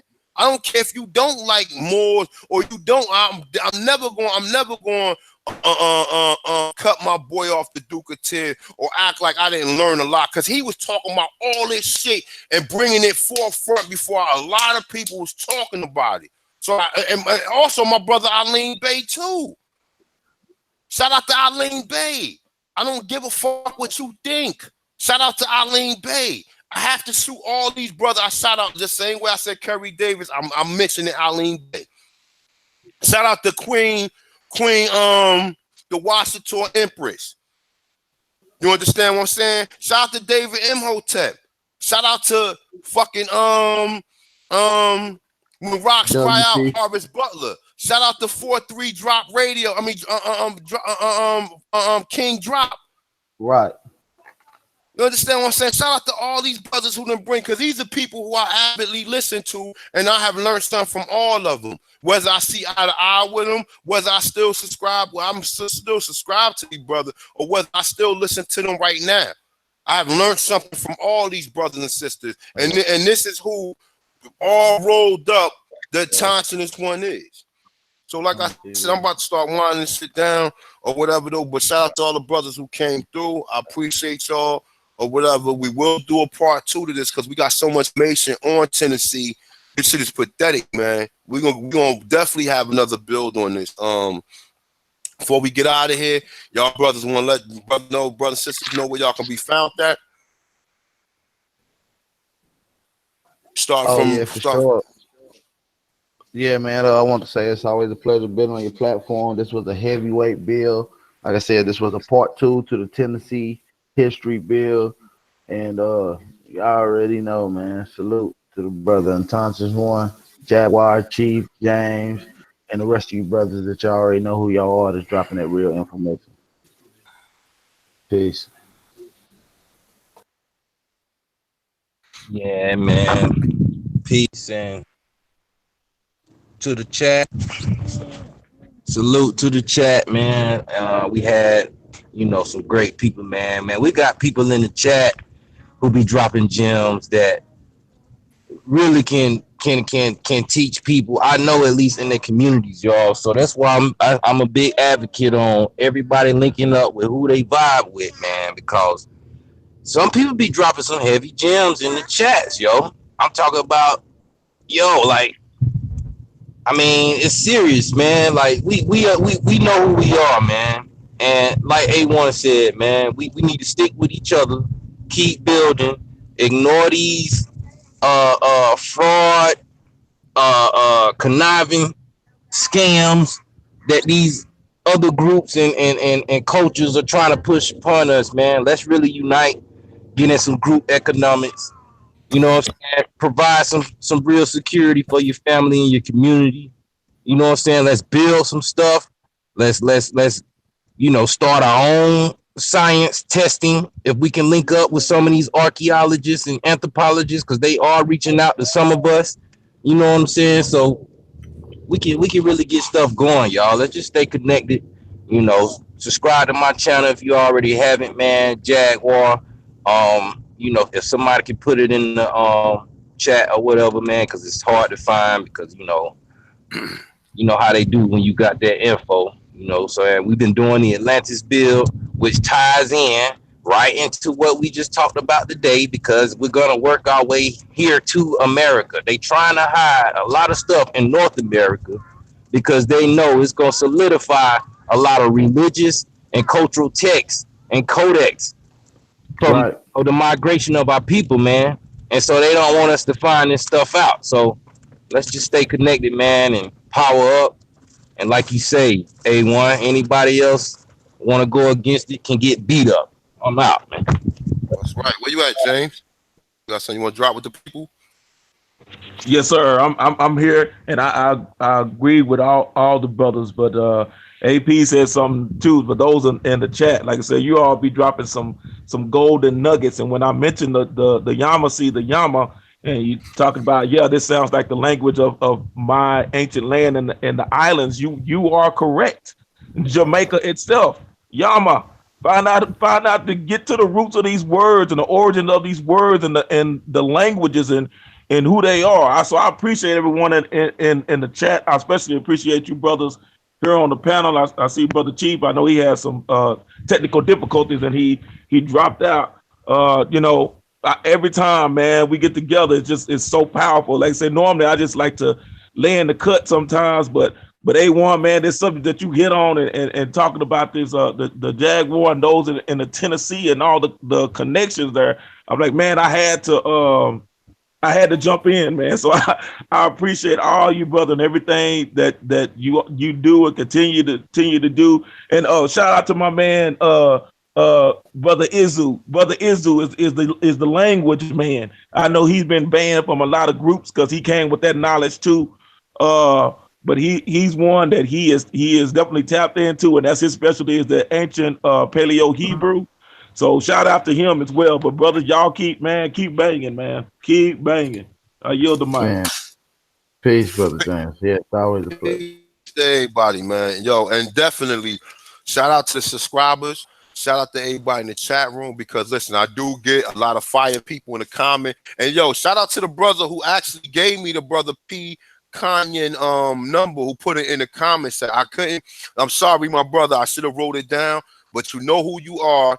The shout out to you. I appreciate it because I had a wonderful build with this brother. Shout out to his sister warrior. Shout out to everybody in the chat room. I don't normally see the sister warrior too much though, but shout out to her, man. She always brought me some good information. Brother Rainstorm, Leo, Ghost. Who else we got in here? Shit, let me see if I can really get you some of the guys in here real quick. American Indian 2020. My sister Lonnie, R77. Lawrence, Lawrence, Bill and Yolanda Williams, peace. Dre Soul. What else we got in here? I can't say your Andenya music. My bad, my brother, if I cite your name up. Sorry about that. I got an Arabic brother in here with a name. Shout out to you. Like I said, my brother Ghost. I don't know what killer white supremacy in Coon. I ain't see his ass. But shout out to my brother. Shout out to Michael. Shout out to Nest Trio 504. Rainstorm, I said. Everybody else. And like I said, man, Corey Bay. Punchy the Third. Vibe Mixes. MT Soul. Well, I said my with us. Engage America. That's my brother. He been with me from day one as well.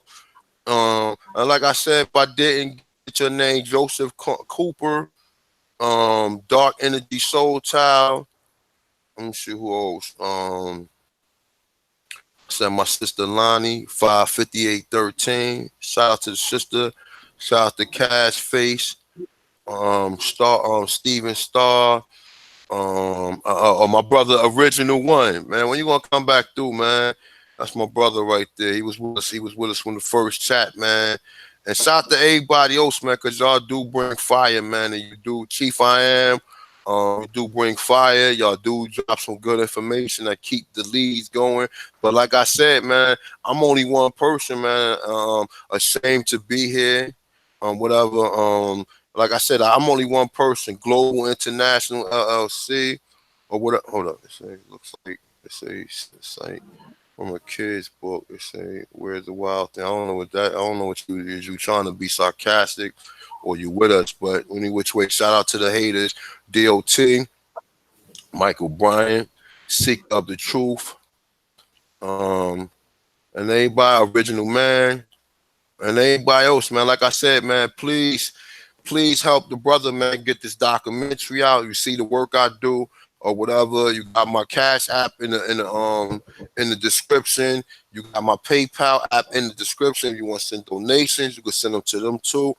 Trust and believe the money will go towards the documentary because I already got information work already. Only thing I need to do is to kind of complete it is to get out the sisters to reach out to. I got 4 or 5 people who I've really been reaching out to that I need to them. I would love to just give them a small little envelope for their time and for their work, so I can get a little research from them as well as record them. And once I get that together, man, I'm gonna put this shit together, man, and the shit will be out. That's all I'm waiting for. It really ain't gonna take much time to do this, man. If I can get this shit done, I'll probably have it done. But now I gotta push it back to spring now because I wasn't able to really get. I got regular civilians, people who telling me who they are and telling me what tribe they are and what their grandmothers say. I didn't even ask these people was they Indians. All I did was walk up to them. What tribe your grandmother say you from? Oh, Cherokee. How the fuck they know that?